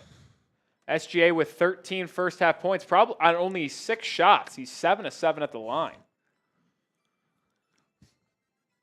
I think that's about as good a half for the Thunder as you could hope for. Yeah, honestly, I probably would, if you were to ask Thunder fans, they probably wish they were up by more than just 14. When you look at the difference here, like they forced, 13 turnovers? Yep. They only have 4. They're 8 of 17 from 3. Like, you probably wish you were up more, man. But they've been unable to keep the Pacers off the line. Like, the Pacers are 10 of 14 from the free throw line. Like, ironically enough, the Thunder are 11 of 12, so they've actually made more free throws than Indiana, but they've given them some opportunities. My man Jeff Bartlett in the building. Coop, you know what? I'm going to go to the bathroom myself here as we get ready for the second half. Go ahead. If you want to play a like thing or a super chat thing, you know what? I'll say this. Coop, every $5 super chat we get while I'm gone, I'll take a shot. You know what? I'll match you. Every $5 super chat we get from now until when Rolly returns from his little restroom break, we'll take shots. Why not? I know Jeff Bartlett's down. Matthew Orr. Oh, it absolutely is still in the balance. 14-point lead is nothing in today's NBA. Pacers could go on a 7-0 run to start this quarter, and just like that, it could be a 7-point game. So I won't declare it over yet. Now, if this is going into the fourth quarter, We've seen the Pacers make some miracle runs, which is what they would have to do once again. Going into this game, I picked the Thunder to win. I still think I'll take the Pacers to win in Game 6 to set up a Game 7 meet. That's how I see this thing going. My man Doyle Shipman. 2 shots.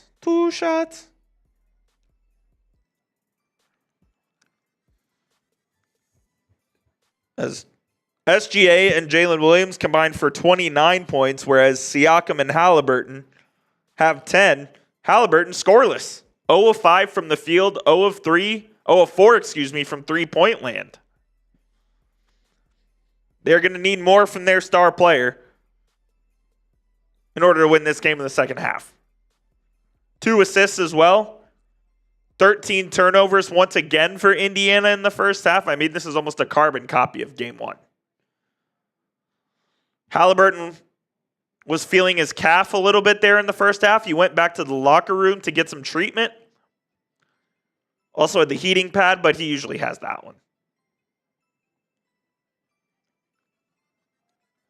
He was seen limping after Game 2 with right ankle soreness, according to Shams. But we'll see. We'll see what happens here in the second half. A lot of game to be played.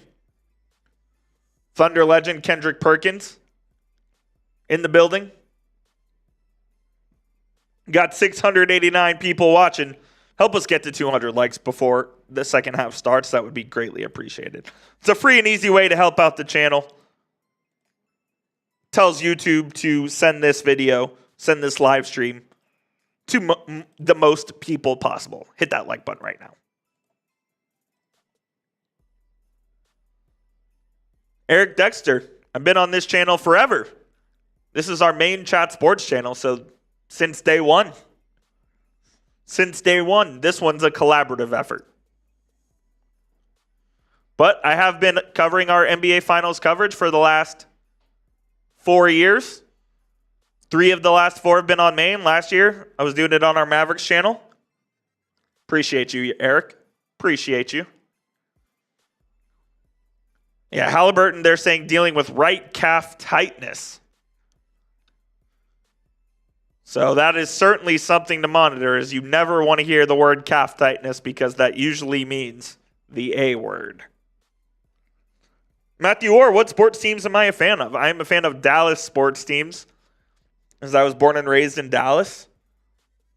The Mavericks, the Stars, the Rangers, Texas Longhorns, Chelsea FC. Those are my teams.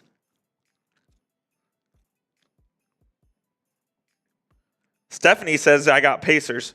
Let us know who you got. OKC for the Thunder. IND for the Indiana Pacers. Let us know who you guys got down there in the comment section. Right now in our live poll, 52% of you saying the Pacers, or saying the Thunder, excuse me. I'm kind of shocked at that number with the 14-point lead. Lorenzo and Eric saying OKC. Xander says Pacers have one more miracle in them. They're going to need it tonight. If the Pacers pull off the miracle tonight, they are winning on Thursday. They are winning on Thursday. Lab Rats Unite says go Pacers.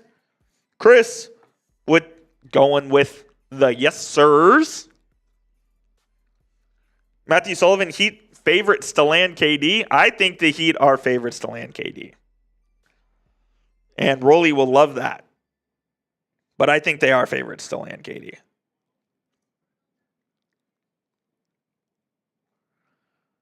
Just makes sense. KD just feels like he should play in Miami. He just feels like a Miami guy. Just feels like a Miami guy. Raphael, that's how you get blocked on the channel, by saying that.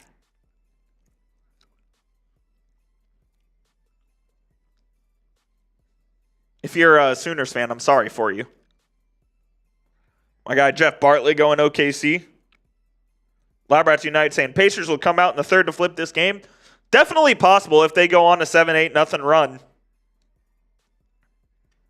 Right away, they're right back in the ballgame. So, and we know this team can go on runs really quickly. We have seen it multiple times in this series, let alone in the playoffs itself.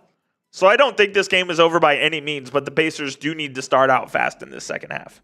Richie came from Indiana, but see, OKC is the better team in a 7-game series. We'll see. I mean, we're in game 5 right now. I fully think this thing is going 7. I think this thing's going 7. I can see the Pacers winning back at Gainbridge Fieldhouse on Thursday. Can you not? I absolutely can. You think it's over in 6, Eric? I don't know. I don't know. Oh my God, Nothing. You know, I will self-admit, I went to the bathroom, and then I was like, you know what? I'll give the people even more time to potentially force me to drink, and I sat out there for probably about 2-3 minutes, just trying to let the potential deal marinate, and nothing. Nada. That's tough, man. That's tough. It's like the people don't even want it, Coop. They don't want it bad enough. I heard you all talking about KD a little bit. What'd you say, Coop? Matthew Sullivan says they're the Heat the favorites to land KD. And I said I think they are. Well, technically, if you count betting odds, they are the favorite. But we'll see. The top Phoenix Suns reporter said Barry? today. No.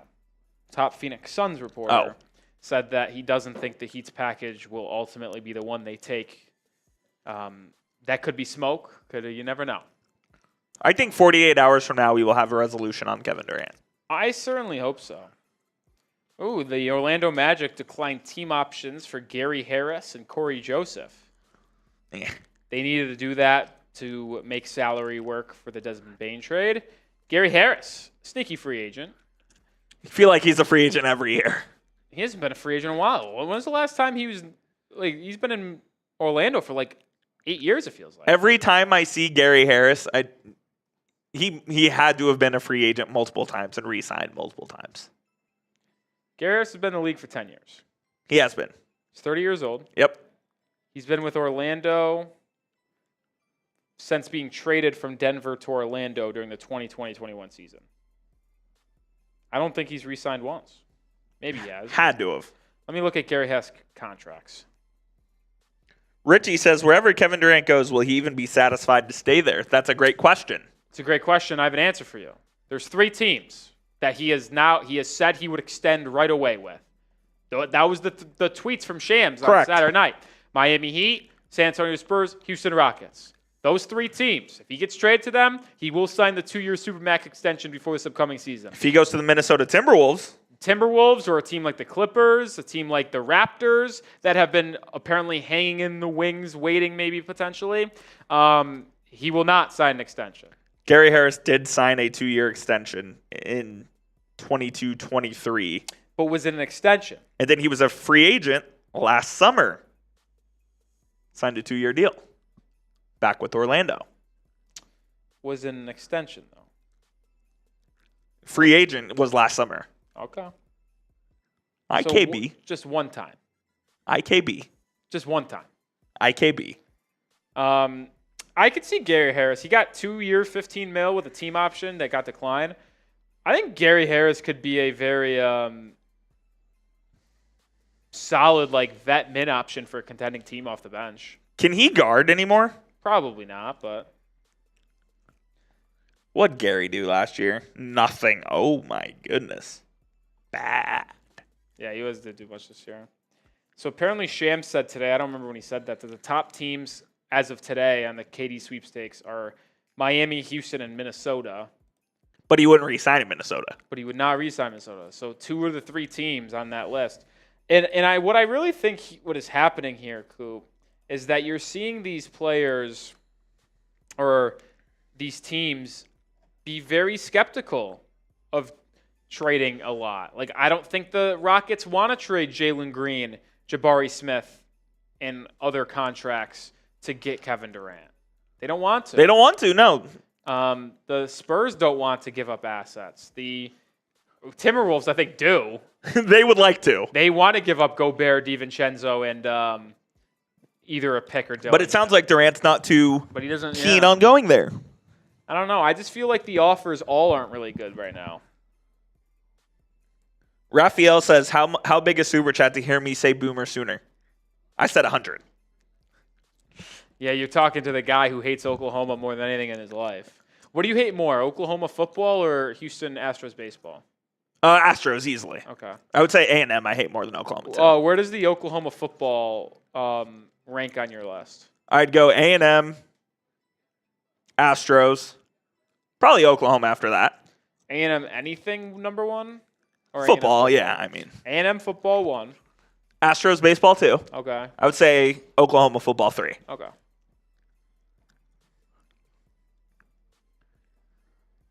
I despise the Oklahoma Sooners. I knew you did, but feels like a longer halftime. Let's check when the halftime happened. I've just been reading Twitter, catching up on all the latest around the NBA. Feels like there's news dropping during the finals. Yeah, halftime graphic went up 15.5 minutes ago. So when we come back from this TV timeout within the next minute, I'm sure we'll get underway. All right, final deal I'm offering during halftime. Final deal. We need 13 likes to get to 200. We get to 200 likes before the halftime resumes. I'll take a shot. 13 likes. Let's do it. Probably only have a minute, but should be enough. You would hope. See, let's check in on my source if he updated me with anything. I asked him earlier. No, nothing new from the Heat side.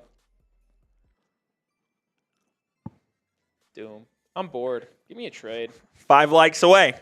We got a big trade Sunday over the weekend.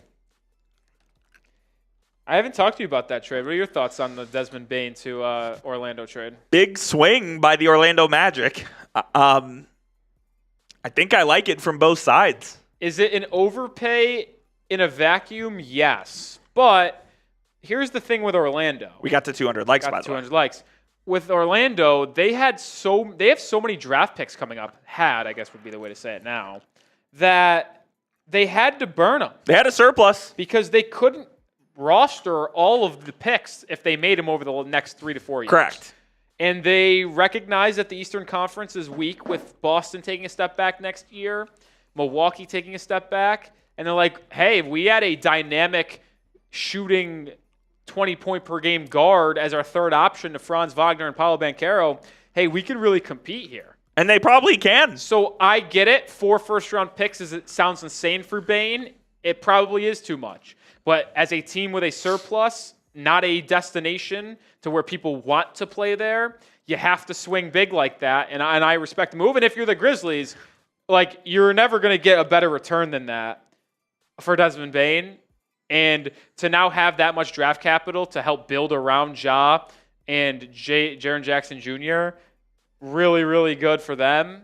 Or maybe they just go full rebuild. Shout out to the 200 people who have liked the video. It just pissed me off because I saw 4 first-round picks for Desmond Bane, and we only got 1 for Luka Doncic. Yeah. To be fair, though, I know everyone makes a big deal of that. I know Anthony Davis is Anthony Davis, but, like, if you trade Anthony Davis outright, he's probably getting 4 first-round picks. So trade him outright then. Well, but that's my thing. It's like you got value of, like, 5 first-round picks. You should have gotten 10. It's still more, but, like, he's still worth more. But, like, let's not act like Anthony Davis is not worth, like, this more first-round picks than Desmond Bane. He's worth more than 1, which is what Luka fetched. Coop, you're better than this. You're better. You know it's not paper on paper. SGA with a step-back mid-range shot to put OKC back up by 16. Halliburton drive, kick to Nembhard, gets it back. Looks like I think Halliburton could have launched a 3 there, and he just passed it up. And now the Pacers need to have Siakam drive inside. Excellent defense, Hartenstein. Oh, a foul. I don't know about that one, Cooperstein. That's a tough one to start the second half here. Oh, they're looking at it. Steelers extension. Deshaun Elliott, 2-year, $12.5 mil. Get going. Get going indeed. Duncan and CT is here. Shout out Duncan. These are the 5th and 6th free throw attempts for Pascal Siakam. So cash that one for me at least.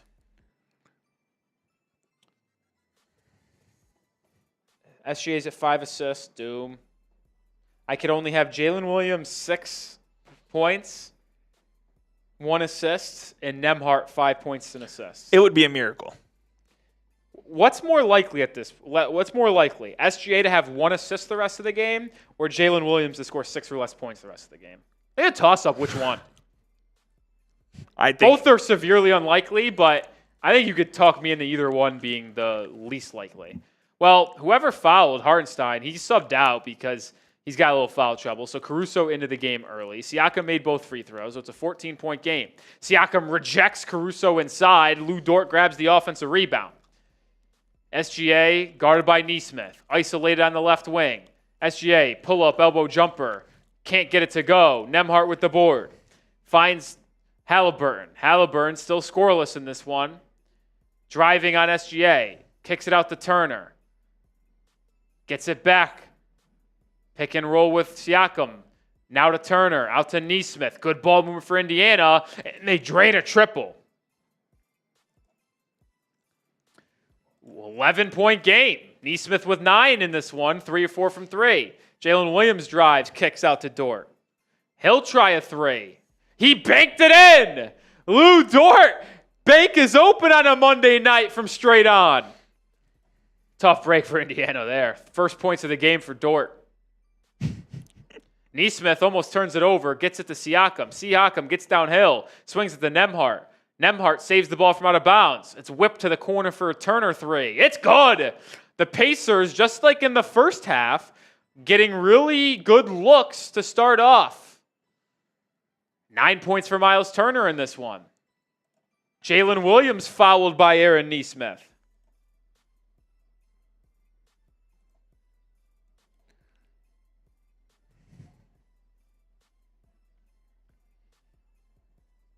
I know Sam sent it in. He's on a cruise, but I think it should be a criminal offense here. That should be borderline an offensive foul. If you send in the news and don't help. He's in Mexico. I don't care. Then don't send in the news. If you can't help, don't even send it in. Holmgren fades away in the mid-range. I'm dead. I mean, I'll tell you what, the Indiana defense has been really, really good in this first little stretch of the second half. Siakam working on Caruso. Tries to draw the foul. Can't get one. I like that no call right there.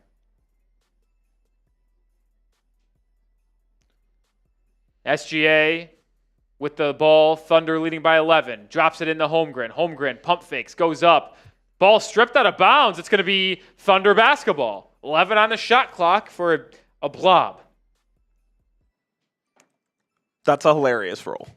That's what I believe. Love that. I'm not going to lie. If you send it in and you can't help, like, whoa, what's the point? Even though he's on a cruise. Then don't send it in. Jalen Williams back cut layup. Good and one! How did Jalen Williams get that one to go? Hilarious. You don't agree? No. Really? Not at all. Why? If you see the news, put it in there, man. Just feels disingenuous. From some. Williams with 16 first half points, now with 19 on the game after that 3-point play. He's got 4 assists and 3 rebounds to go alongside it. He's shooting 7 of 13 from the field. Miles Turner 3 can't go. Rebound tracked down by Chet Holmgren. Lead was 14 at the break. That's what it remains at right now. SGA feeling like he's sensing a moment here, Coop. Putting the move on Siakam. Step back elbow shot. No good. Ball tipped out. Tracked down by Jalen Williams. Nembhard rips it loose. Ball still loose. Bodies everywhere. Halliburton comes away with it. To the Siakam, who lays it up and in transition. What a frenetic little move there.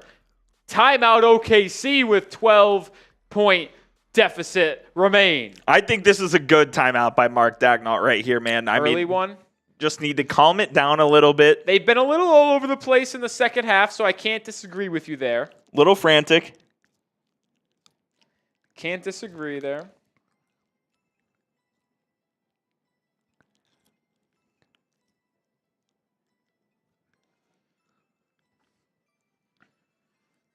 Whew.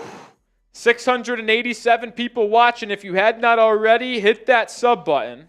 What's this movie? This is that Jordan Poole movie we were talking about. Remember? The football weird movie? No. Dude, we literally talked about this on stream. I don't think so, man. Yeah, we did. Interesting. We literally had the same exact conversation. Hit that sub button here at Chat Sports. We have daily content in the NBA world, NFL world, college basketball, college football.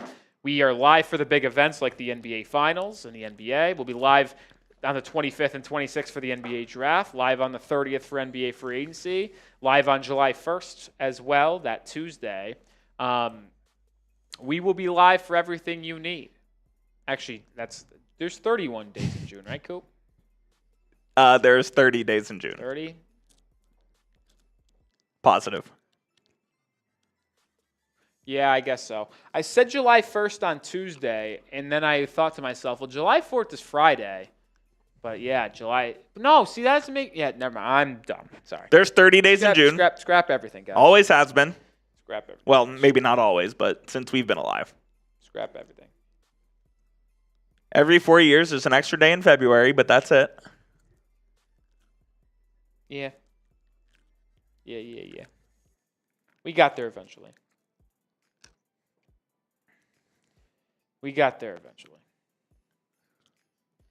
So hit that sub button, man. You only get content like this right here. You're not going to find other people doing this on YouTube, that's for sure. Do you have a big free agency surprise?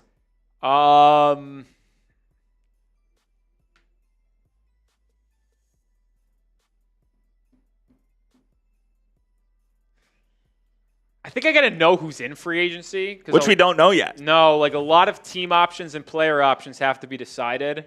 It's one of the weakest free agency classes that we've seen in a long time. It's why everyone says the trade market's going to be nuts, which it seems like it is because Desmond Bane already got traded and Kevin Durant's likely going to be traded over the next week. So Desmond Bane and Kevin Durant being traded before we even get to the NBA draft is pretty crazy. So we'll see. I'm pulling up the NBA free agent list right now, trying to find a shocker.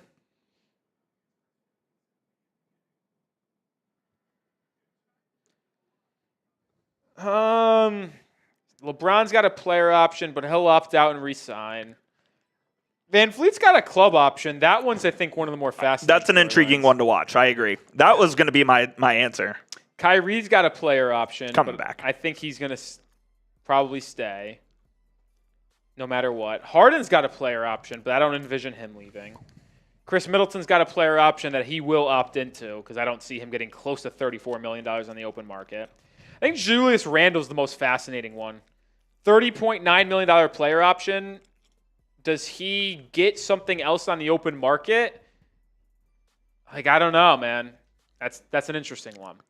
Maybe we'll talk more about this here in a second. Jalen Williams 3. It's good! Out of the timeout. Big 3 by J-Dub. He's got 22 points. Bad pick for Mr. Nic Rohloff tonight. Thought that one was free. I guess he's just putting together a really good finals after a really bad first game, man. Nembhard whips a pass inside the Miles Turner. He's fouled, and he'll go to the line. John Collins has got a player option at 26.6. I have to imagine he opts into that. He was really good this year. Yeah, he'll opt in. I imagine he opts in. And then the best UFAs, I suppose, are Miles Turner, Naz Reid, D'Angelo Russell, Alexander Walker. Alexander Walker is going to be one of the most coveted names out there, I believe. This is pretty brutal, man. Like, are we really going to get hyped up on the Jonathan Kuminga sweepstakes? I'm not. Like, some are. To me, I think NBA free agency is either going to be over by the first night or it's going to be really prolonged because nobody wants to sign anyone because they want to keep flexibility for trades. I could see it. If there's like no signings. It's either one or the other. There's only one team that has legit cap space. That's the Brooklyn Nets. Everyone else probably has to make moves and trade. So I don't think there's going to be a lot of free agents signed quickly on opening night. Lu Dort 3, no good. Rebound by Indiana. They're trying to cut back into this game. Trailed by as much as 18. Now down by 13. Siakam turns it over. I think that's his 6th turnover of the game, Coop. Caruso with another steal. Lobs it inside. Bad decision by Caruso. He gives it right back. Halliburton leading the charge for Indiana. 5-on-4. Siakam to the corner. Nembhard. And they reset the offense. Halliburton still scoreless. Has Holmgren on him. Drives right. Turns. Up and under. Lefty layup. Fouled. And Halliburton's going to the line for free throws to finally get off the schneid.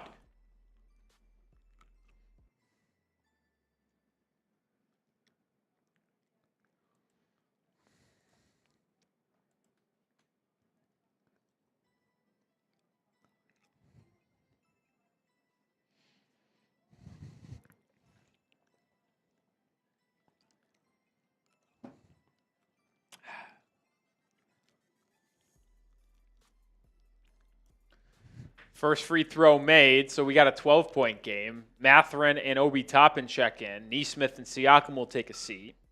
I'll say, Coop, this is somewhat reminiscent of Game 1, if you will, where the Thunder led by double digits for most of the game. It feels like a carbon copy. And then Indiana is just hanging around. And if it gets close late, could we see some Pacers magic again? Halliburton makes both free throws, so first points of the game for him, 11-point game. If it's close late and they keep hanging around, I think I'm taking the Indiana Pacers. Yeah, but we also didn't anticipate a close game going in the way it did for OKC on Friday. This is true. SGA driving inside, gets bumped, floater, no good, ball what is loose. Benny Math doing? There's a foul on the floor. Is it on the Thunder or the Pacers? Based off the crowd reaction, it looks like it will be a foul on Miles Turner. If they called no foul, it would have been Thunder ball as it went out of bounds off of the Pacers anyway. Yeah, that's a good call. Miles Turner's got his arm around Chet's neck there.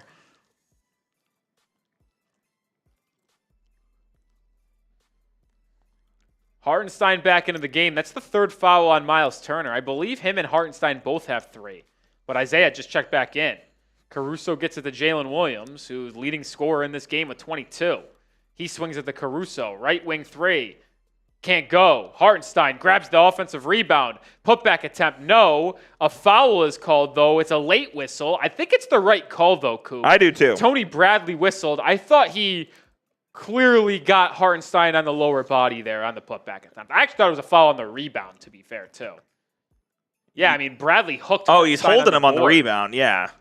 And then they call a foul on the shot on the lower body.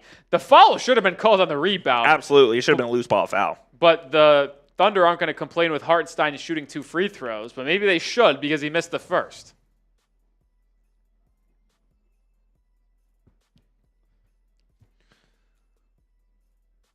Is he the worst commissioner in sports? No, we've gone over this. It's Manfred. It's Manfred. Hartenstein splits the pair. He's 2 of 4 at the line today. 12-point Thunder lead.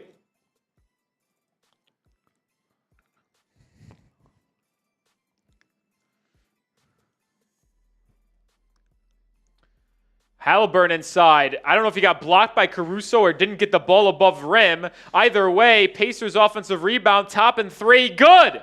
We're back to single digits, Coop, for the first time since early second quarter. Jalen Williams slithering to the rack, fouled on the reach-in by Mathurin. Thunder are in the bonus. I think he was in the act of shooting regardless, but 2 free throws coming for J-Dub, who's got 22 points on the night.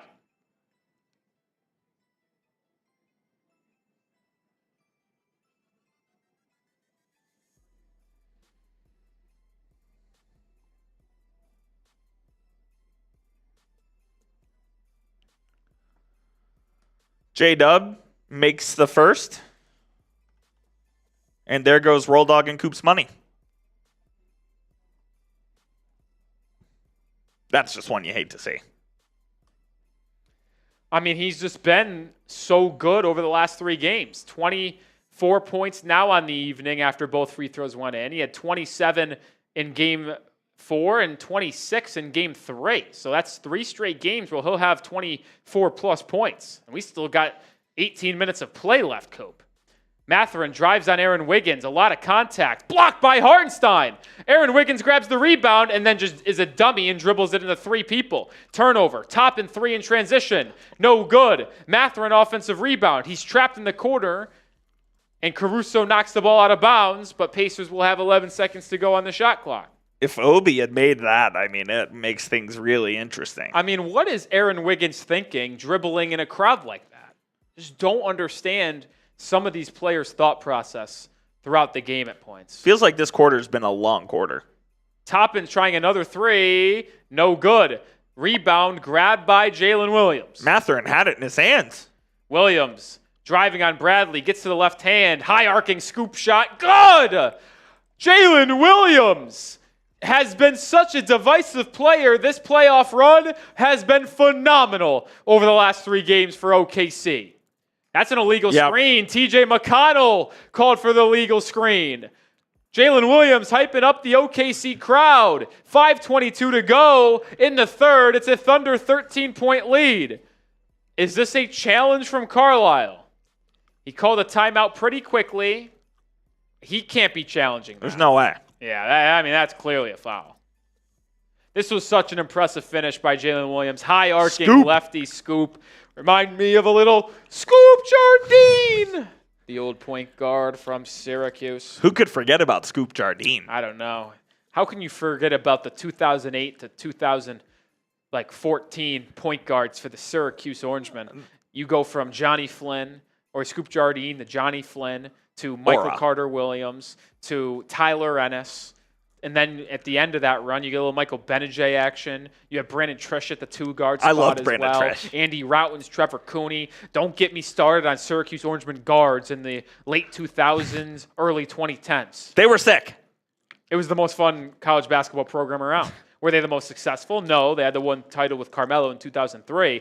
But I think on a night-in, night-out basis, Syracuse Orangemen from 2006 to 2016, must-watch TV every night. Every night. Even in 2015, 2016, they weren't that good. They were a 10 seed, but Malachi Richardson took them to the Final Four. What a run by Malachi. And the guy who killed someone.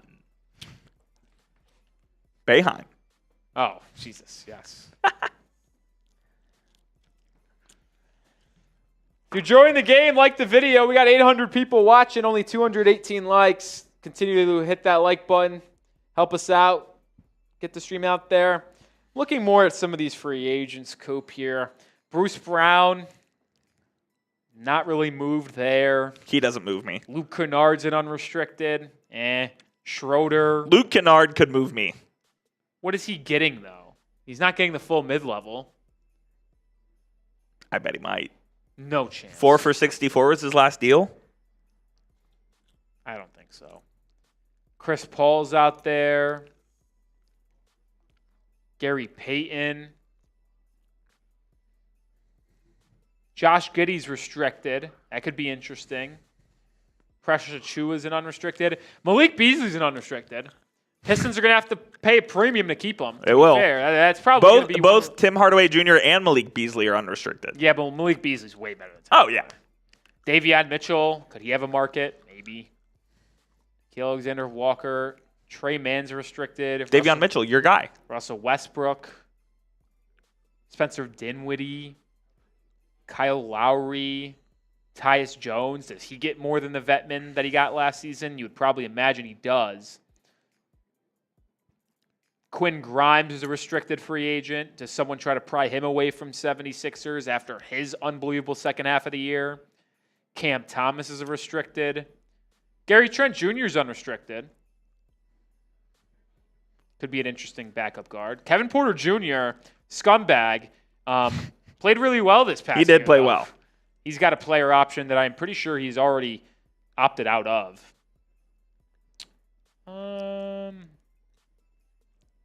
Can't really say there's any other guys out there that's a pretty bad list, man. It's a pretty bad list. I had no idea that Cody Williams was his brother. Wait, really? How did you not? I did not like know half that. the reason why a lot of people believed in Cody Williams because he had great size and athleticism, shot the ball well at Colorado, and people are like, well, his brother is Jalen Williams, so maybe he'll do something similar. He's a joke. He had a really bad rookie year. You never know where things could go. Aaron Wiggins out of the timeout. Couldn't get the floater off glass to go. 5 minutes to go in the third. 13-point OKC lead. They led by 14 at half. McConnell fade away from 5 feet. Nails it. Rarely see him miss it. McConnell was 7 points off the bench today. Jalen Williams feeling it. Gets to his left hand. Kicks out for a Caruso three-pointer. Rattles in and out. Rebound to Halliburton. Chance for this game to get back down to single digits, where it's only been for about 30 seconds since the middle of the second quarter. McConnell, free throw line jumper. Good! 4 straight for McConnell. 9-point game. Here come the Indiana Pacers. Here we go.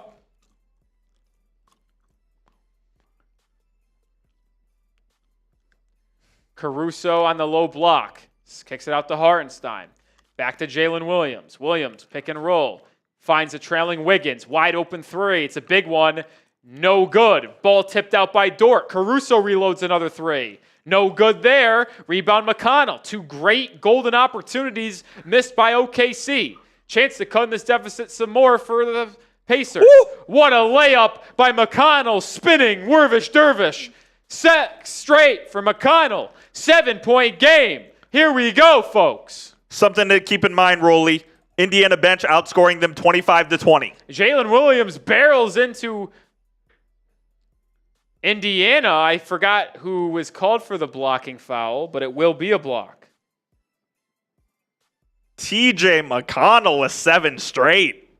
It only takes 1 run.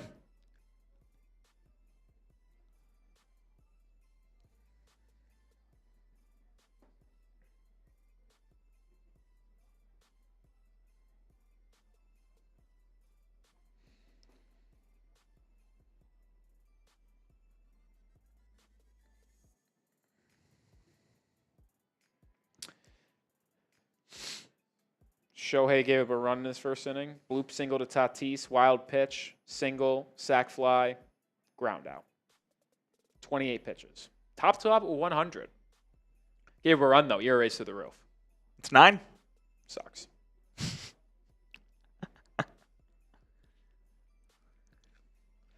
Interesting. Timberwolves are not sold on trading for KD if he does not want to extend and is not cool with the move. Don't want to make seismic changes to the roster, is what was reported. Obi Toppin layup inside after a split free throw trip by Williams. It's a 6-point game, folks. We got a game. Pacers just will never back down. Jalen Williams to the rim, loses the handle, regains it, misses it, but Holmgren's there for the putback slam. Holmgren's been relatively quiet tonight offensively. Uh-oh. Nembhard almost turns it over. Mathurin is able to save it, and a late whistle by Dort. Probably a good thing they called that foul on Lu Dort, because then it was 5-on-4 after the gamble from, how do you say his real name? Luguentz. Luguentz.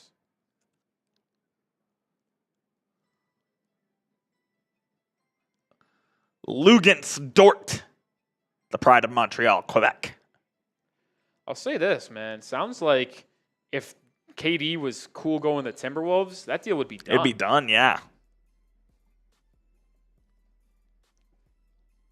It says league sources say the Suns are hopeful Durant might warm up to the Timberwolves possibility.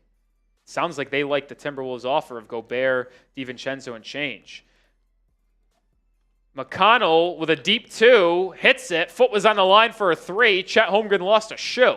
We're going to need to review that. Both teams are in the bonus. Caruso guarded by Nembhard. SGA guarded by Toppin. That's a mismatch. SGA works downhill. Step back, 15-foot right elbow shot. Pure bottom of the barrel for SGA. Still 8-point lead. Remember, it was as much as 14 in this half. Gilgeous-Alexander was 17 points and 6 assists. Toppin driving. Goes up and under. Lays it up and in. Neesmith or Mathurin took a little poke in the eye potentially here. Indiana just hanging around once again. I can't even say it's hanging around. Like, this is the game. SGA driving on Nembhard, gets body to the floor. It's going to be a jump ball between Nembhard and SGA. Andrew Nembhard, one of the grittiest players here in this league. I'll say this. This is either a foul or a travel. Definitely a 2-pointer from McConnell. Yep. Foot's clearly on the line. But that's either a travel or a foul, is it not? And SGA gets bumped and just falls to the ground. He falls to the ground. That's a travel. Unless both people had possession while he was going down. Which was not the case. 8 points for McConnell. Jump ball was by SGA and TJ McConnell. That's foul. I believe they called a violation on McConnell. Did they call a violation or a foul? I think they called a foul. I think they called the McConnell. foul. And because of the Thunder on the bonus, 2 free throws coming for Gilgeous-Alexander.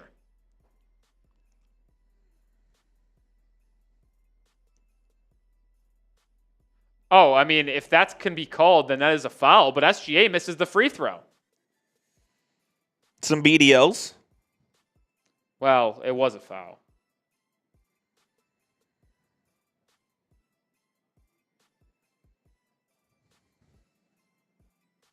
Gilgeous-Alexander makes the second, so 7-point lead. 8 and 9 from the charity stripe is SGA. McConnell driving, right-handed layup, just could not stay on the rim. 7-point Thunder lead, under 2 minutes to go in the third. SGA turns it over. Pacers out and running. McConnell, slow lefty layup, good. 5-point game. TJ McConnell. What a third quarter by the Indiana Pacers. 10 points off the bench in the third quarter for McConnell. He's got 15 for the night. SGA spinning inside, out of control. It's one of those things where it probably shouldn't be given a foul because he was out of control. But on the other hand, Nesmith does clearly hit his arm while going up for the shot there.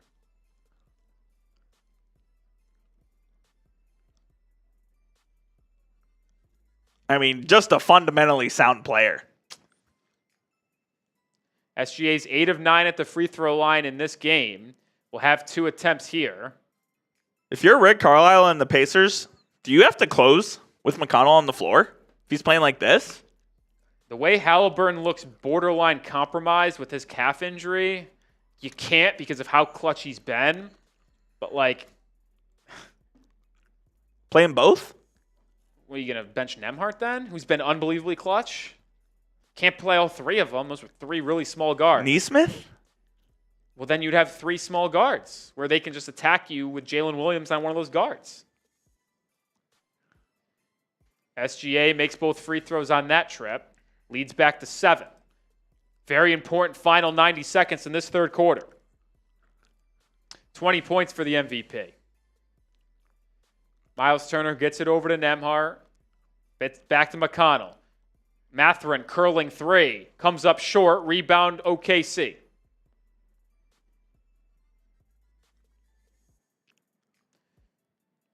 Pacers 8 of 23 from beyond the arc tonight. OKC 10 of 24. SGA gets the switch on the McConnell. 10 on the shot clock. Backing him down at the free throw line. Patient. Gets isolated. Fades away. Too easy.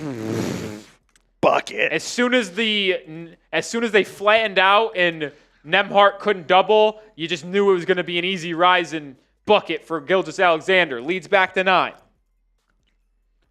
McConnell probing. He pulls up for an 8-footer. Gets it to go. Plus a foul. Oh! Benedict Mathurin just flopped. We've got some extracurriculars, baby. We do not. This was shameless from Benedict Mathurin. Clearly a foul. What a tough bucket by McConnell. Just got sandwiched in between Wiggins and Caruso. I want him to show the Nembhard. Or the Mathurin. Watch this. This is lame. McConnell single-handedly keeping the Pacers in this game. TJ McConnell has 12 points on 6 of 7 shooting in the third quarter. Unbelievable. This guy is absolutely insane, man. This would be a 20-point game without the heroics of TJ McConnell. He converts the 3-point play. Is he the most And then Chet Holmgren throws it away. McConnell, 3-point attempt. No. Rebound offensively, Indiana. I mean, what is Chet Holmgren doing? That has happened way too often this series for the OKC Thunder. 20 seconds in the quarter, 5 on the shot clock, and it's turned over. Nembhard throws it away. I mean, if I was a It's Thunder happened 7 fan, times. it has happened over this 5-game series about 7 or 8 times of turning the ball over on the inbounds where you don't even get the ball to your player. The Pacers just catch the inbound. I would literally break a TV, I think, as a fan. It drives me nuts now as a basketball viewer. 6-point lead, 5 on the shot clock. Jalen Williams drives, bank shot, good! What a tough bucket for Jalen Williams. Mathurin, 3, 2, 1. Good if it goes. Blocked by Gilgeous-Alexander. That will be his second of the game. And the Thunder will go into the final quarter with an 8-point lead. They led by 14 at the half. So Indiana outscoring the Thunder in that first quarter of this second half, 34-28. Fourth quarter time. Put up the fours, folks. What a ball game we have on our hands, Rolly. This is all you can ask for. Put up the fours. Single-digit game going into the fourth quarter is all you can ask for. Can I make a statement, Coach? I would love for you to make a statement. The Pacers win this series. Could you make the argument TJ McConnell for MVP? He'd have to do it again. We'll see what happens in the final 12 minutes here and if Haliburton finally picks it up. But Haliburton's 0 for 6 from the field, 4 assists, and 2 points going into the fourth. In Haliburton, if we're going to be honest, has had one good game. He had one good game, but he also had the shot. But he had one good game in this series. I agree. I don't know. It goes back to my point, even though Siakam's been pretty bad today. It might be him. I would give it to him, and I said that the other day. But you know it's going to Hallie. I don't think it is, actually. I really don't. You don't? Unless Haliburton has another monstrous big game. I just think he hasn't been good, man. Shout out to our guy, JP Power. Shout out to you. Says game time, folks. He really hasn't been good in this entire series, if we're going to be frank. No, he really hasn't. And he has been injured. Don't want to give excuses out, but he has been.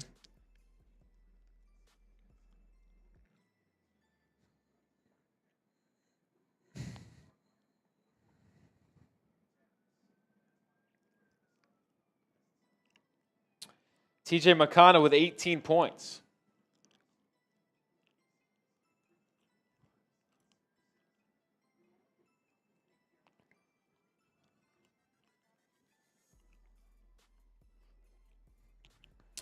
Tell you what, I almost took the less on Ohtani strikeouts. And not that it would have mattered, because I would have lost with the NBA plays, but I wish I did, man. Is he only going to pitch that one inning? Yeah, he only pitched one. Yeah. It was so obvious. I think the line was at 1.5, and I was just like, It was half. on Prize Picks. Yeah. The line on Sportsbooks was 1.5. Another reason why they're not sponsoring us right now. Prize Picks is questionable at times. Don't say that. Jesus. I mean, full 1 strikeout behind other places. It's crazy. Do the Pacers have another one in them? I think so. You think they're going to win this ball I don't game? think they win, but it will be really close down the stretch. They might, man. Let us know who you guys got. OKC for the Thunder, IND for the Indiana Pacers. Who do you think is going to come out victorious in this one? Who you got? OKC for the Thunder, IND for the Pacers. Did you show the super chat? I did. Shout out to JP. New live poll going into the fourth.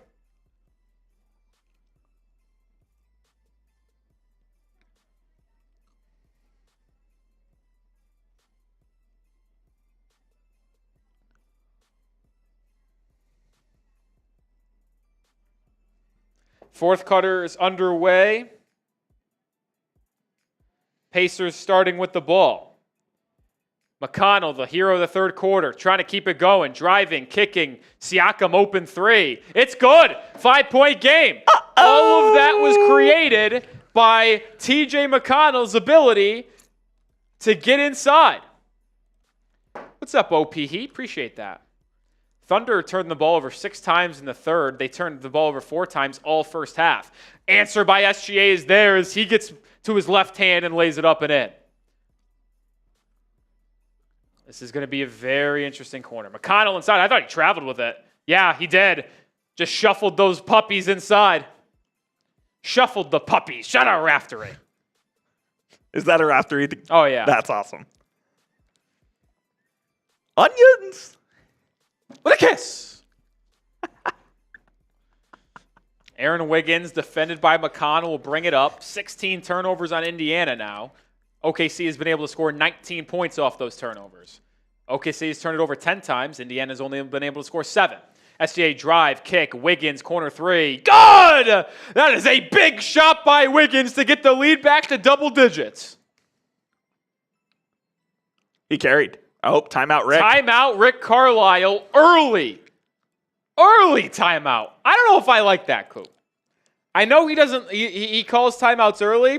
But He wants to make sure it doesn't get out of reach. It was an 8-point lead. They are only losing that quarter by 5-3. But they made the first shot to get it to a 5-point game. Yeah, like quick I 5-0 don't know. run. I think that's a slight overreaction there. Calm them down. Get a good shot. I don't hate this from Rick. Well, you would not hate anything, Rick. That's not true. It was time for him to go.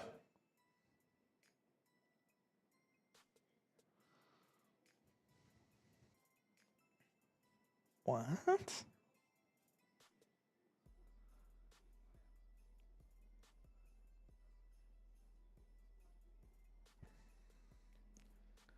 TJ McConnell trying to keep the Pacers in this game. He's been phenomenal, man.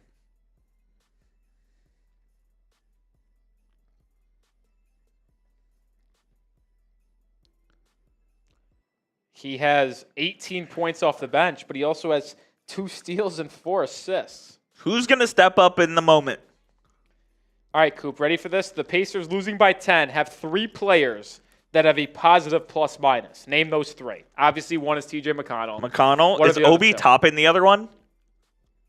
No, he's actually a team worst minus 14. How about that? How about that, sports fans? Shout out Jake Reitma. Aaron Nesmith. Minus 8. What the fuck is his name? Tony Bradley? Plus 1 in 10 minutes. It's not Miles Turner. Miles Turner's a minus 1. Very close. Andrew Nembhard? Minus 7. Who am I missing? Benedict Mathurin. Benny Math. You had to think of the players that were just on the floor for Indiana. No question. Yeah. Who do you think is the best plus-minus for the Thunder today? Best plus-minus for the Thunder. I would go Aaron Wiggins. No, he's actually second worst. Who knew? At plus 1. It's Luguentz Dort at plus 13. Too bad he can't make a shot. Not that my price 1 picks of 4 matters. from 3. 6 boards, though, today.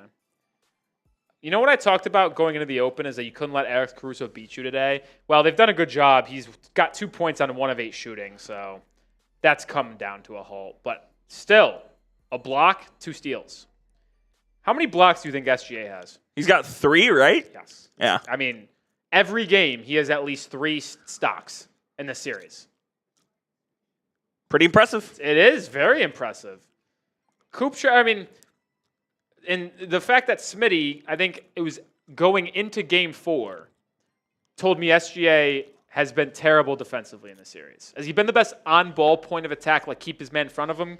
No, but his off-ball defense has been unbelievable. His help defense has been great. I mean, he has, like I said, he has averaged, I think, 3 steals, blocks combined in this series. That's just impressive. He had 1 game where he had, 4 steals and a block? He had 3 blocks in Game 4, I think. Yep. 3 blocks again tonight.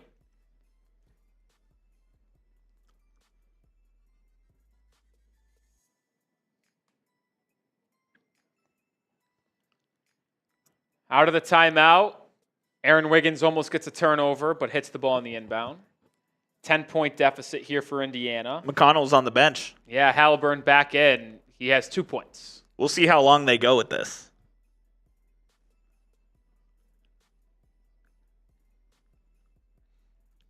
He just hasn't been able to beat anyone off the dribble today. Halliburton defended by Dort. They got nowhere to go. They inbound at the top end. Siakam now defended by Kenrich Williams. Siakam driving right. Steps back. Now backing down. Gets to his left hand. That's just a tough playoff bucket from Pascal Siakam. 10.5 to go in this final frame of the pivotal Game 5. In the NBA Finals, the winner of Game 5 in a 2-2 series has won 72.4% of the time. Holmgren off the pick and roll inside, just missed 2 layups. All goes out of bounds. Oh my God, they say it's Indiana ball. That is horrible. That's awful. And it's going to be a quick timeout and challenge by OKC. Maybe, we're blind? No. How on That's earth impossible. was that going to be Indiana Pacers ball? I can't believe that was the call made and they just forced a challenge. It's closer than it looks, hit folks. Chet's fingers after Halliburton hits it out of bounds. Closer than it looks, folks. Closer than we think. Wow. Yeah, the OKC Thunder called a timeout and challenged that play. I think my first gut has to say it's still probably going to be Thunder ball. I would agree.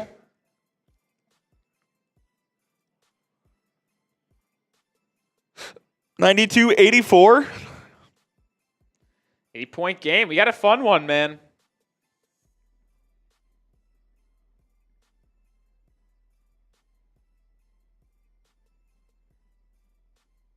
Oh, that's the old news from Central. No, that's an article that came out tonight. Yeah.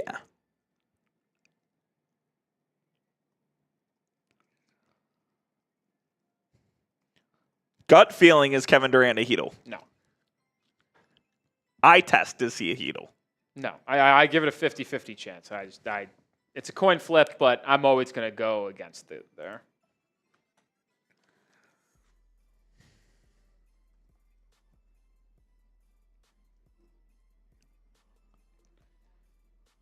I mean, like I said, I think the Heat would have this. If they wanted to, they could have it done. They just don't. They're not going to offer Khalil Ware. Because if they're not offering him at this point, when it'd probably get it done, then they're not going to do it at all. Right. So they're going to try to get Wiggins, Jovic, the 20th pick, and Duncan. If the Suns say yes to that, then KD's a Heatle. If they say no, then they're not upping their offer. Tough call to see if that's the right decision or not. During this timeout, make sure you have hit that sub button as we continue to put out daily content. We got 900 people watching. If you want to comment in the chat, you have to be subscribed. You know what? If you're subscribed in the chat, type me. I want to see who the real ones are. Who are the real ones that are subscribed to the chat or the channel? If you comment, you're subscribed, I'll give you a shout out. Eric is. Shout out Eric. David. Seth, Louie, Tyman, Utikio, Matthew, Straight, Sid, Tyman, Kant, Jake, Matthew, Adam, Elijah, Person, Saints, David, Mo Media. Appreciate everybody typing those me's, everyone that subscribed to the channel. We continue to put out unbelievable content. Roll Dog, you are something else, man. Successful challenge. It is OKC ball. As it did go. Oh, it did come close to hitting Holmgren's hand, but it did not. They tried to inbound it quick. Yeah, no shit. It was one of the worst calls I've ever seen by an official ever. It was closer than it was realized, but it was pretty obvious that it was hammered by Halliburton going out of bounds. Tough that Thunder have to use their challenge there. Now they only have one left. Well, it wasn't a good challenge because they throw it right away and Siakam goes coast to coast for a dunk. Are you kidding me? What is going on with their inbounding? Yeah. 6-point game. Siakam just went coast to coast there. Using Holmgren as the ball handler could probably be one of the worst decisions known to man. Aaron Wiggins pick and roll with Holmgren. Gets the switch on the Siakam. Wiggins gets downhill. Up and under move. Slithers inside. No good, but a foul. I would like to see a replay on this one. Siakam not happy with the whistle. Does Indiana have a challenge? I believe so.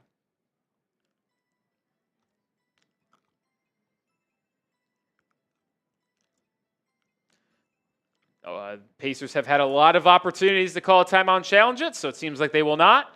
The ball is now in Aaron Wiggins' hand, which means you cannot challenge.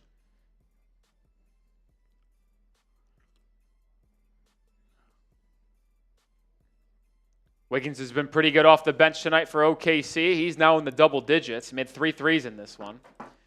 Lead back to 7 for OKC. Lead at the end of this quarter was 8. At halftime, it was 14. The largest lead the Thunder have had at any point in this game was midway through the second when it was an 18-point ball game. Aaron Wiggins' second free throw is good. Pacers continue to just be right there, though. Wiggins, 14 points off the bench today, has made 4 threes. Haliburton still has not made a shot. Drops it inside to Tony Bradley for a nice lefty layup. Haliburton's still been solid distributing the ball. SGA gets a screen, downhill drive, blocked by Siakam. Long rebound out to Wiggins, open 3. No. Rebound Siakam. 6-point game. Here comes Pascal in transition. Jalen Williams picks him up. Siakam drives left. Floater off glass. No, but a foul. Is that on the floor?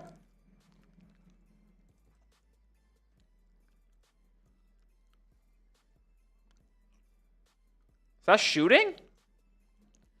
Good defense there by Siakam to stay vertical and get his hand on that SGA layup. That's a foul?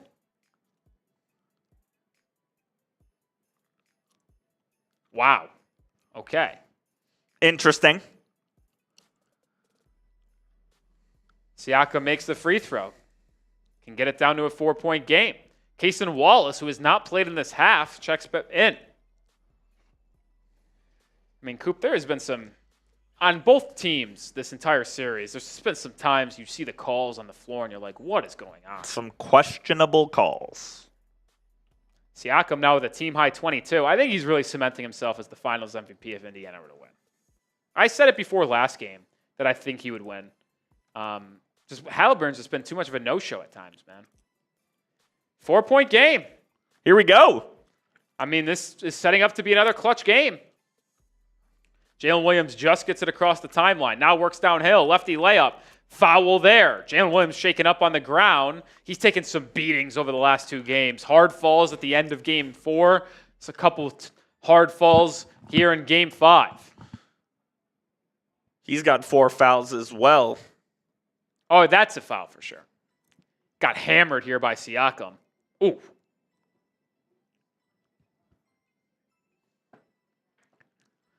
Jalen Williams has been phenomenal for OKC tonight and really ever since Game 2 ended. In Indiana, J-Dub had 26 and 27 points, and then he's on his way, if he makes 2 free throws here, to have 28. Oh, I was off. He has 29 already. Chance to get to 30, which he does. 30 ball. Jalen Williams, I have talked about it earlier, has been a divisive player on this Thunder roster. If they ultimately did not win that series against the Nuggets in the semifinals, there's a real chance Jalen Williams would not be on this roster next season because of how much he struggled. He misses the second free throw, offensive rebound Hartenstein, and he's fouled by Tony Bradley. Hartenstein just playing absolutely inspired basketball. That's why he got that 3-year, $90 million contract this past free agency. Did the Knicks make a mistake? Some Knicks fans clowned Hartenstein for leaving them to go to OKC. Some people thought it was an overpay to pay Hartenstein, but they were able to afford that big contract for him because Jalen Williams and Chet Holmgren are still on rookie contracts. And when he comes off the books, that's when the extensions would kick in for their top 2 guys, or 2 or 3 guys. SGA 3 at the end of the shot clock, no good. Rebound, Halliburton, 5-point game with 8 and change to go. Halliburton rejects a screen, working left, gets it to Bradley, gets it back. Doubled to the corner. Nembhard, 3, too strong. Siakam offensive rebound. He now launches a 3 and hits. 2-point game. Pascal Siakam taking over in this fourth quarter for Indiana. Third quarter was McConnell. Fourth quarter has been Siakam. He already has 12 in this fourth period. Jalen Williams drives downhill. Righty layup. No. Rebound offensively. Cason Wallace. They reset out to SGA. He gets downhill. Kicks it out to Dort. One more Jalen Williams. Corner 3. Good. Big time answer. 33 points for J-Dub. He is 3 for 4 from beyond the arc tonight. Nembhard thought about a step back triple. Now throws it away. Cason Wallace with the steal and the dunk. 7-point Thunder lead. Timeout Indiana with under 8 to go. What a turn of events.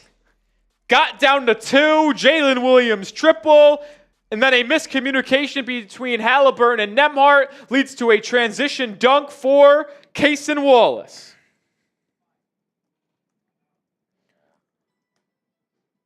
Cason Wallace having his best game of the finals by far. Yeah, big-time contributor off the bench after struggling for most of the series. 11 points, 4 steals on 4 of 5 shooting, including 3 threes.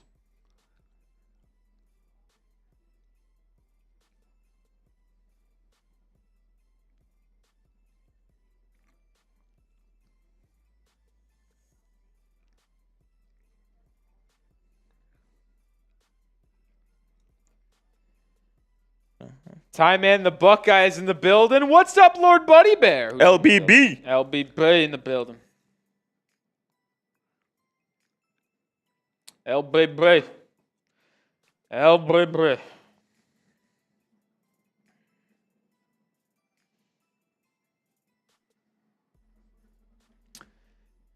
Pacers turnovers have just done them into this point coup.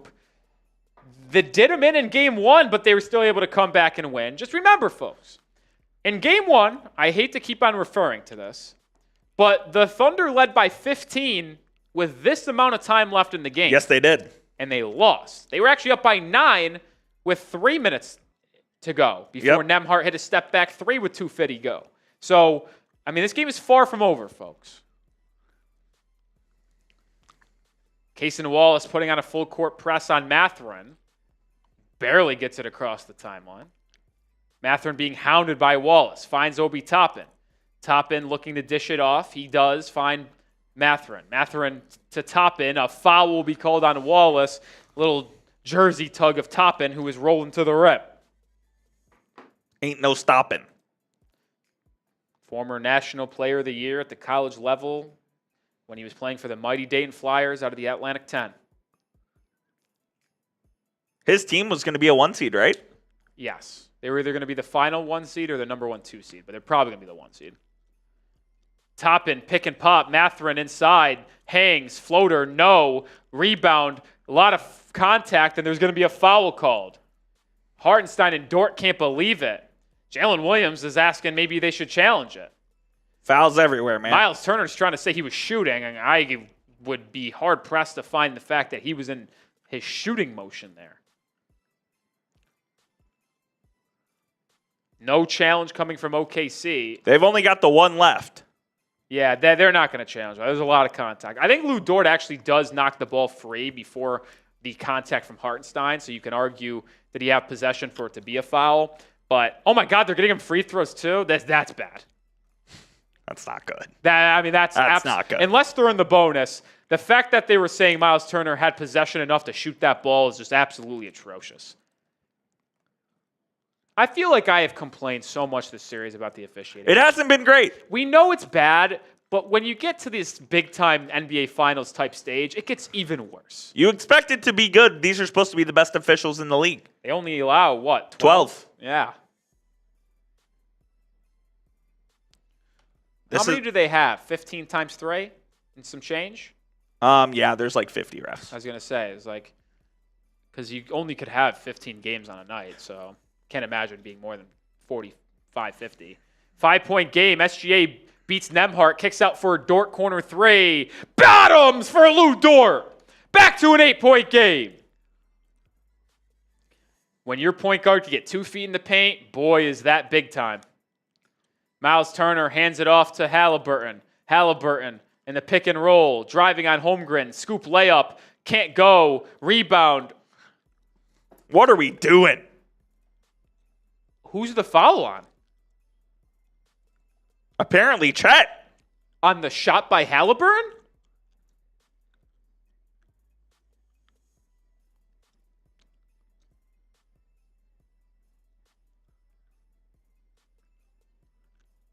Oh my goodness! Wait, whoa! Like what is this? What just happened? They called that. They called that on Chet on Turner. No, they said it was a Halliburton shot. The refs have lost the plot. The refs, as you guys would always try to say, have the game rigged. Okay, I see. Never mind. I see a little jersey tug from the back. Couldn't see it from the original angle. I mean, that being a foul is still crazy, but I get it. Halliburton makes both free throws. He's got 4 points today. All of them are at the line. He hasn't made a shot. He's 0-7 from the field. Jalen Williams, pretty spin move. Driving downhill. Absorbs contact. Hangs. Banks it home. Jalen Williams has been nothing short of spectacular tonight. 8-point game with 6 minutes to go. Halliburton to Nembhard. He gets downhill, swings it. SGA with the steal. 2-on-1. Gilgeous-Alexander to the rim. Lefty layup fouled and one! SGA with the steal, leading to the fast break. 10-point Thunder lead.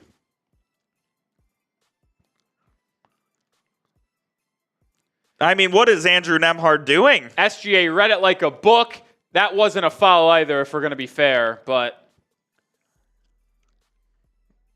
this was a tough finish by Williams. Absorbed the contact, hung, bank, in. With a kiss. With a kiss. The little guy. SGA to convert the 3-point play and put OKC up by 11. He does. 6:15 to go. 27 in the ball game for the MVP. 8-16 shooting. 11-12 at the line. Halliburton sizing up Holmgren. Driving. Drop off. Stolen again by Gilgeous-Alexander. He now has 2 steals and 3 blocks in this one. He drives on Nesmith. Step back. Swing. Jalen Williams. Pump fake. Go to the rim. High arcing layup. Wow! What a finish! Jalen Williams. Carlisle burns another timeout. 7-0 run by the Thunder over the last minute. Their lead is back up to 13. Take note of the score. 110-97 with 5:50 to go. Jalen Williams with 37. Game of his life. Won't play another one better. We think.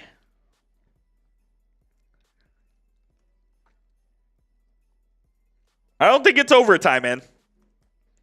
I can't believe Smitty tried to fucking tell me that SGA doesn't play good off-ball defense. I just texted him, SGA still a bad off-ball defender, Smitty? It's ridiculous from him. By the way, my Chet Holmgren discourse just remains 4-15 from the field. Blows. 9 points. Jalen Williams, though. What a player. What a game. Legacy game, people are saying on Twitter. Legacy play.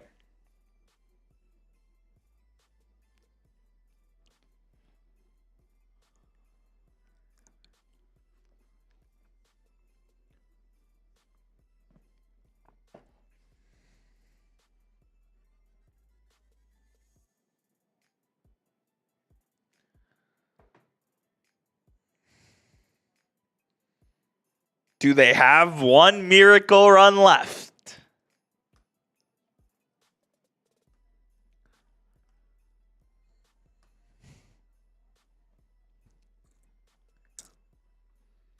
Thirteen-point game. It's now or never. Out of the timeout. Caruso with an unbelievable steal. Dives on the deck to get it. And OKC will slow it down. And then Aaron Nesmith fouls Jalen Williams. What a play by Alex Caruso. That is Caruso's third steal off the bench. Nembhard with another turnover. Outside of that big-time final, 3-minute stretch, Coop, Nembhard's been kind of underwhelming in this final series. He has not been great, especially tonight. The Thunder are in the bonus, so Jalen Williams going to the line. He misses the first.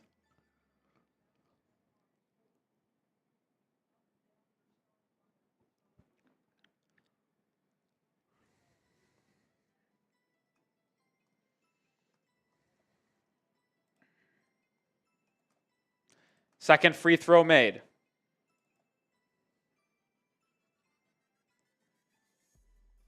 Halliburton still hasn't made a shot. He turns it over. Luguentz Dort with a steal. That is 4 straight possessions where they have turned it over, Cope. 4 straight. You're going to lose if you do that. That's usually what happens. Jalen Williams has been playing at an all-NBA level today. SGA drive, spin, free throw line jumper, fouled by Nembhard. 2 free throws coming for MVP. This one might be over. 5:05 remaining. If SGA makes these, it's a 16-point lead.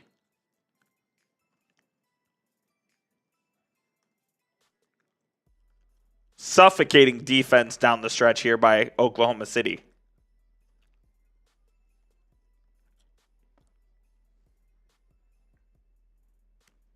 First one good for Shai.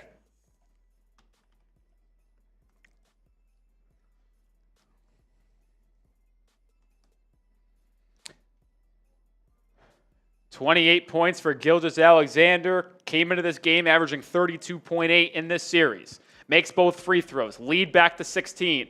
Largest lead in the game was 18 back in the second quarter. Oh boy, Aaron Nesmith just turned his ankle. Siakam drives to the rim, lays it up and in.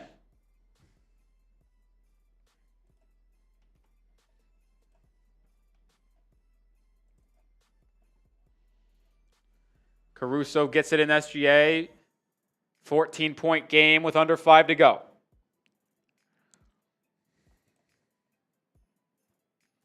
SGA drives on Nesmith. Gets to the elbow.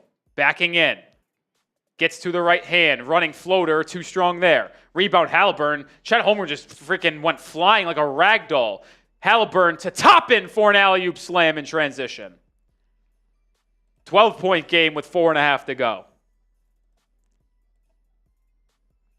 Do the Pacers have a miraculous run in them?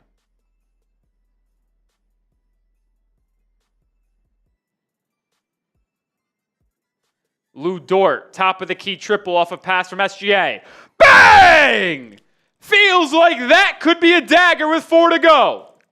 Nesmith looking for a quick answer. Maybe not so fast, my friends. Boy, the Pacers just will not go away. Ooh, Caruso almost turns it over. But they cross half court in time. 12-point lead for OKC. Jalen Williams, shimmy shake, fadeaway in the mid-range. Oh my goodness. This is the best game Jalen Williams has played in his NBA career. Blocked inside! Nembhard, do not go in there! Williams all the way to the rack. No! Dort put back. No! Here come the Pacers. Toppin right into Holmgren. That's blocked. Oh, a foul. Wow, chaos. SGA with his 4th block of the evening.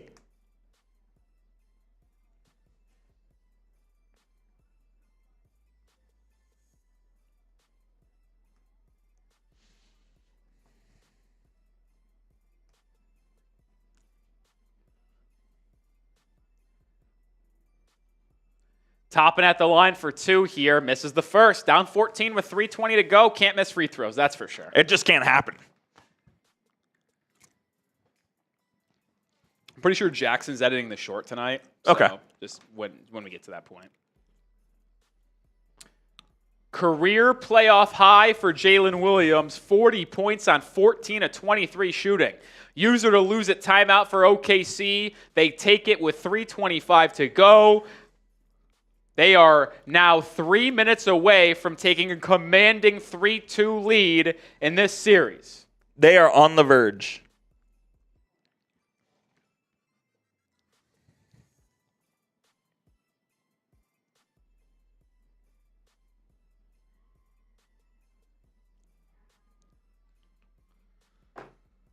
What a performance by Jalen Williams in this ballgame.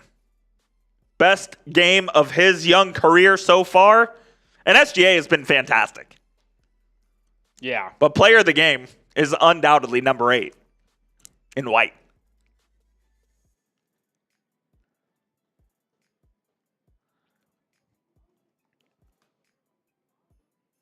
It would take something straight out of a movie for the Indiana Pacers now.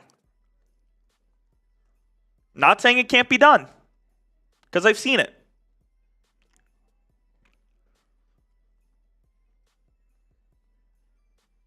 There's J-Dub, excuse me.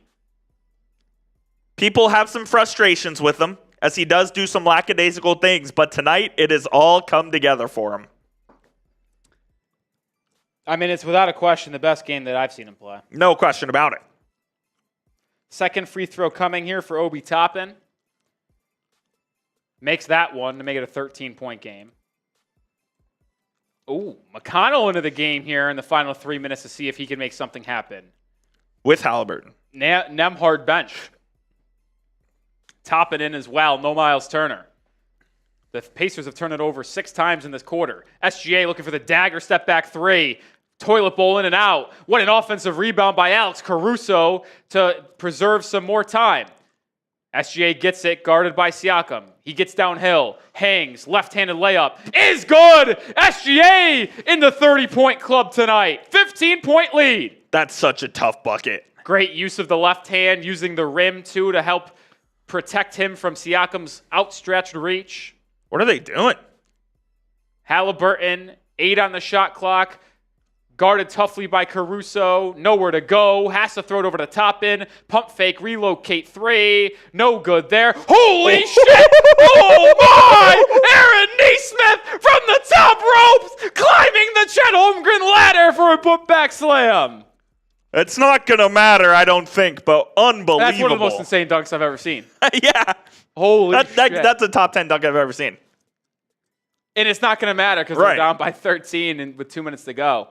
SGA crossover on Nesmith, top of the key, isolated, spinning, kick to Williams. He's got 40, can't make it 43. Toppin with the board, he almost throws it away. McConnell up in transition, gets by Dort, drop off to Siakam. He couldn't handle the pass. Ball loose, out of bounds, turnover on Siakam. Guess who? SGA knocked it loose. Over.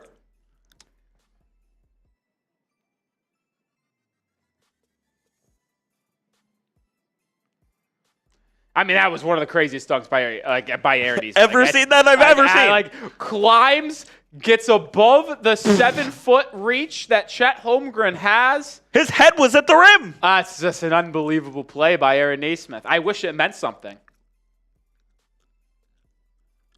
You as a Pacers player, you can't even get that excited because you're still down 13 with 2 minutes to go. Pacers are challenging the play. Out of bounds call. We didn't even know they were challenging it because ESPN didn't tell us, and they haven't shown a replay of it.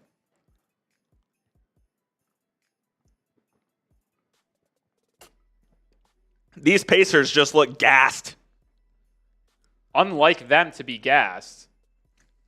Oh, wait, yeah, that's a right call. Wasn't Siakam's foot hit it there, and he was out of bounds. Why are they challenging this? Are they trying to challenge the foul? Like he was pushed? Yeah, maybe. I mean, it's clearly off Siakam, out of bounds. But are they saying he was fouled before that?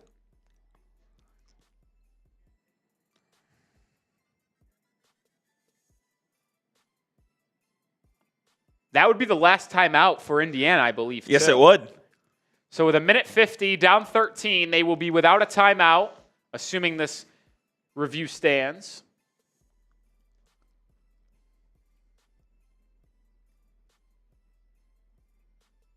I mean, Siakam just fumbles the ball here. Are they saying he gets pushed here? Is that what they're like? I mean, I don't think that could be a foul.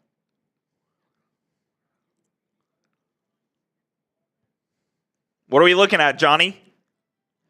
I mean, by the way, if this holds, this could be an all-time stinker from Halliburton. Oh, yeah. 0 field goals made. Bad.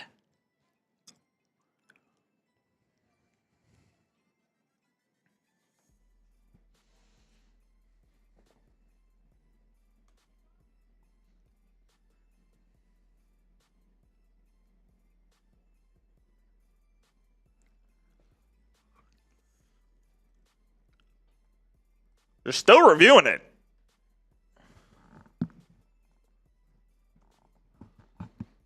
They're clearly looking at something. Yeah.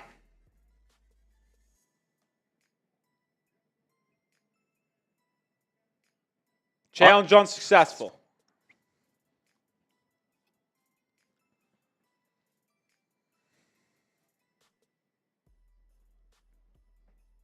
I think Rick's going to get thrown out. At least he wants to.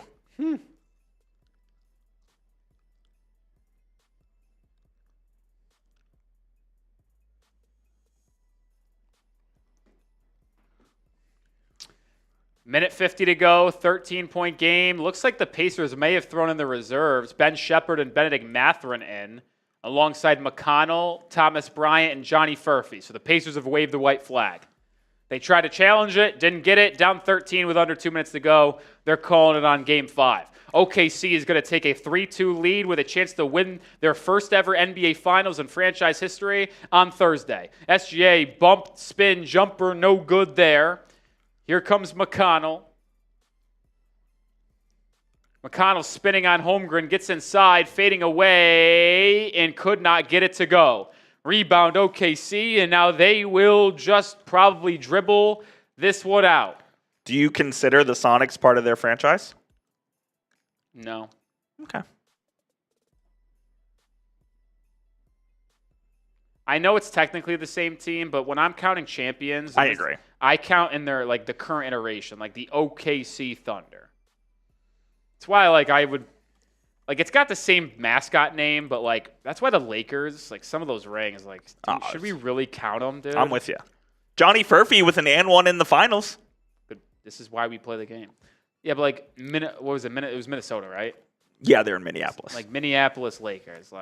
Yeah, it's got the same, I guess, mascot or team name, whatever you want to call it, but you know what? I'll let that play. It's a question, but if you've got the same mascot / team name, it plays. If you do a complete overhaul, Sonics to Thunder doesn't count. If they call if they call it the OKC Sonics, okay, same franchise, but a complete reband, that's something new. SGA step back 2, no good. Johnny Furphy with good defense there. Thoughts on the Charlotte Hornets assuming the New Orleans Hornets history? Yeah, I don't like that. I agree. But that all right, happen. turnover. McConnell. Caruso picks up what I believe is his 4th steal of the game. That's ball game. The Thunder end up covering as well. The spread ended up being 9.5. OKC 1 game away from a NBA championship. 120-109 win.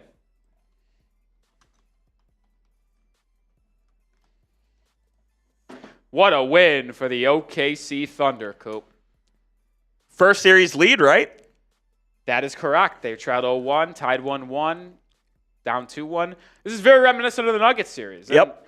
I mean, I kind of said that, I think, after, I don't know what game it was, but I said it was very reminiscent, where they led the entire game 1, blew it in the last 2 minutes, blew out them in game 2, lost game 3 on the road, battled back in a close one to win game 4, and then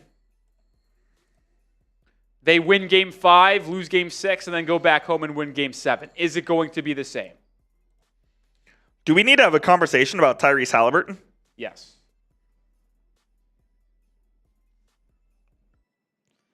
I mean, that's as bad as it gets.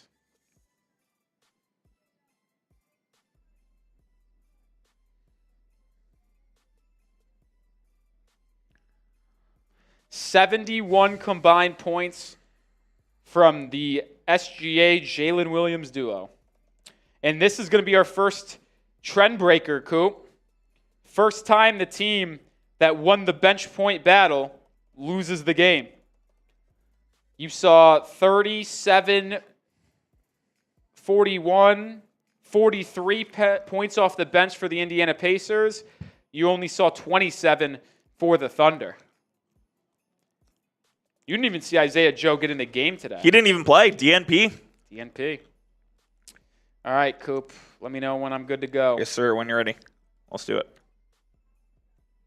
The Oklahoma City Thunder are one game from an NBA championship after a 120-109 win at home in Game 5. How about Jalen Williams playing the best game of his career, scoring 40 points, a career playoff high? He was absolutely dominant on both ends. Gilgeous-Alexander poured in another 31 points himself, and when you see those two combined for 71, you probably will not lose that game. SGA also added in 3 blocks and a couple of steals, with a couple of them coming in the fourth quarter, and they are now looking to close it out on Thursday night.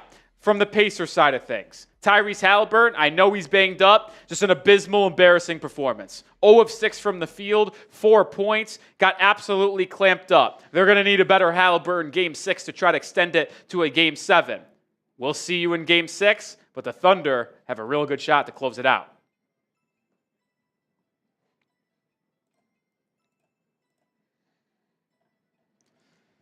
Cool.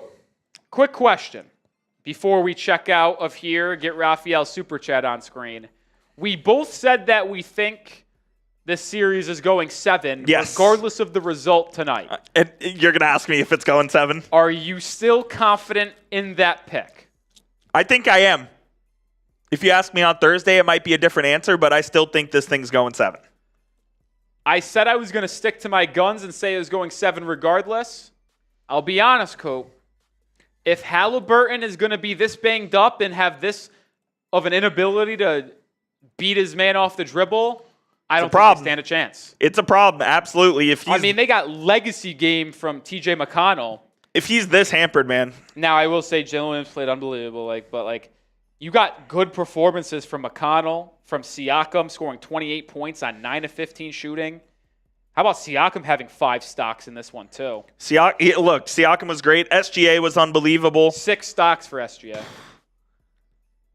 The Thunder's 2 best players were the 2 best players on the court. Ended up having 10 assists, too. Wow. If you're going to lose, might as well lose big. No doubt about it, which we did. Yeah. Shout out Raphael with the 5. Says, great energy, good banter, excellent engagement. Be tuning in for Game 6 while I'm on my camping trip. Oh, that couldn't be a nicer comment, Raphael. Thank you. Go, this is why we play the game. And I'll say this, folks. We'll stay live here for a little bit longer if any more Super Chats come in. If no Super Chats come in within the next minute, we'll check out of here and see you live on Thursday for Game 6. You will see my face again if you're subscribed to the channel on Wednesday.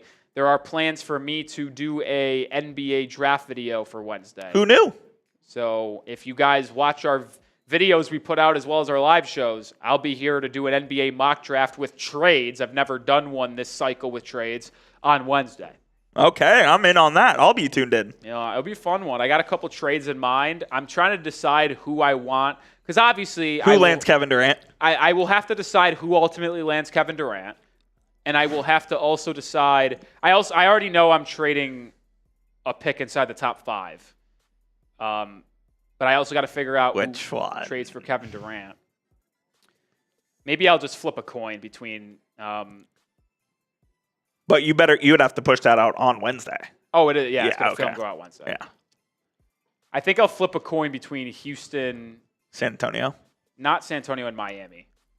Because I don't think San Antonio's trading for him. Like they've shown no interest. Maybe it turns around, but I saw this. Mark Stein put this out during the game that San Antonio was interested in getting Royale Ivy. Now you may ask why that's significant. Who? San Antonio was interested in getting Royale Ivy to be their assistant coach. Oh, okay. You may ask why that's interesting. Why is that interesting? He is best friends with one Kevin Durant. But my question is, Coop, if they had the idea of getting an assistant coach and then using that to get KD. They don't need to because Kevin Durant's preferred destination is already San Antonio. I agree, but that can only help.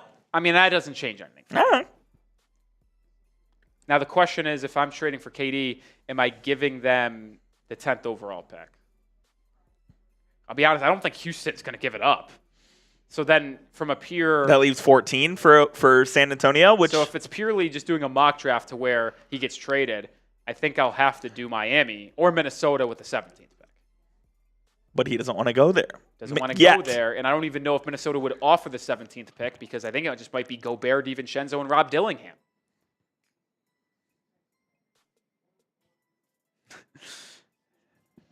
So I think it might just have to be Miami because they're the most likely team if they trade for KD to where the pick will be moved in the first round. No bias. No, I agree. Yeah.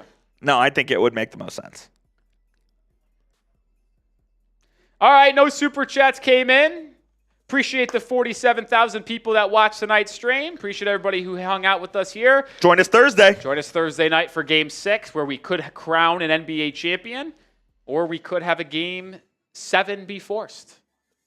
Either way, it's going to be a lot of fun. Can't wait. Tonight. So join me and Jeffrey Cooperstein. Until then, peace out, folks.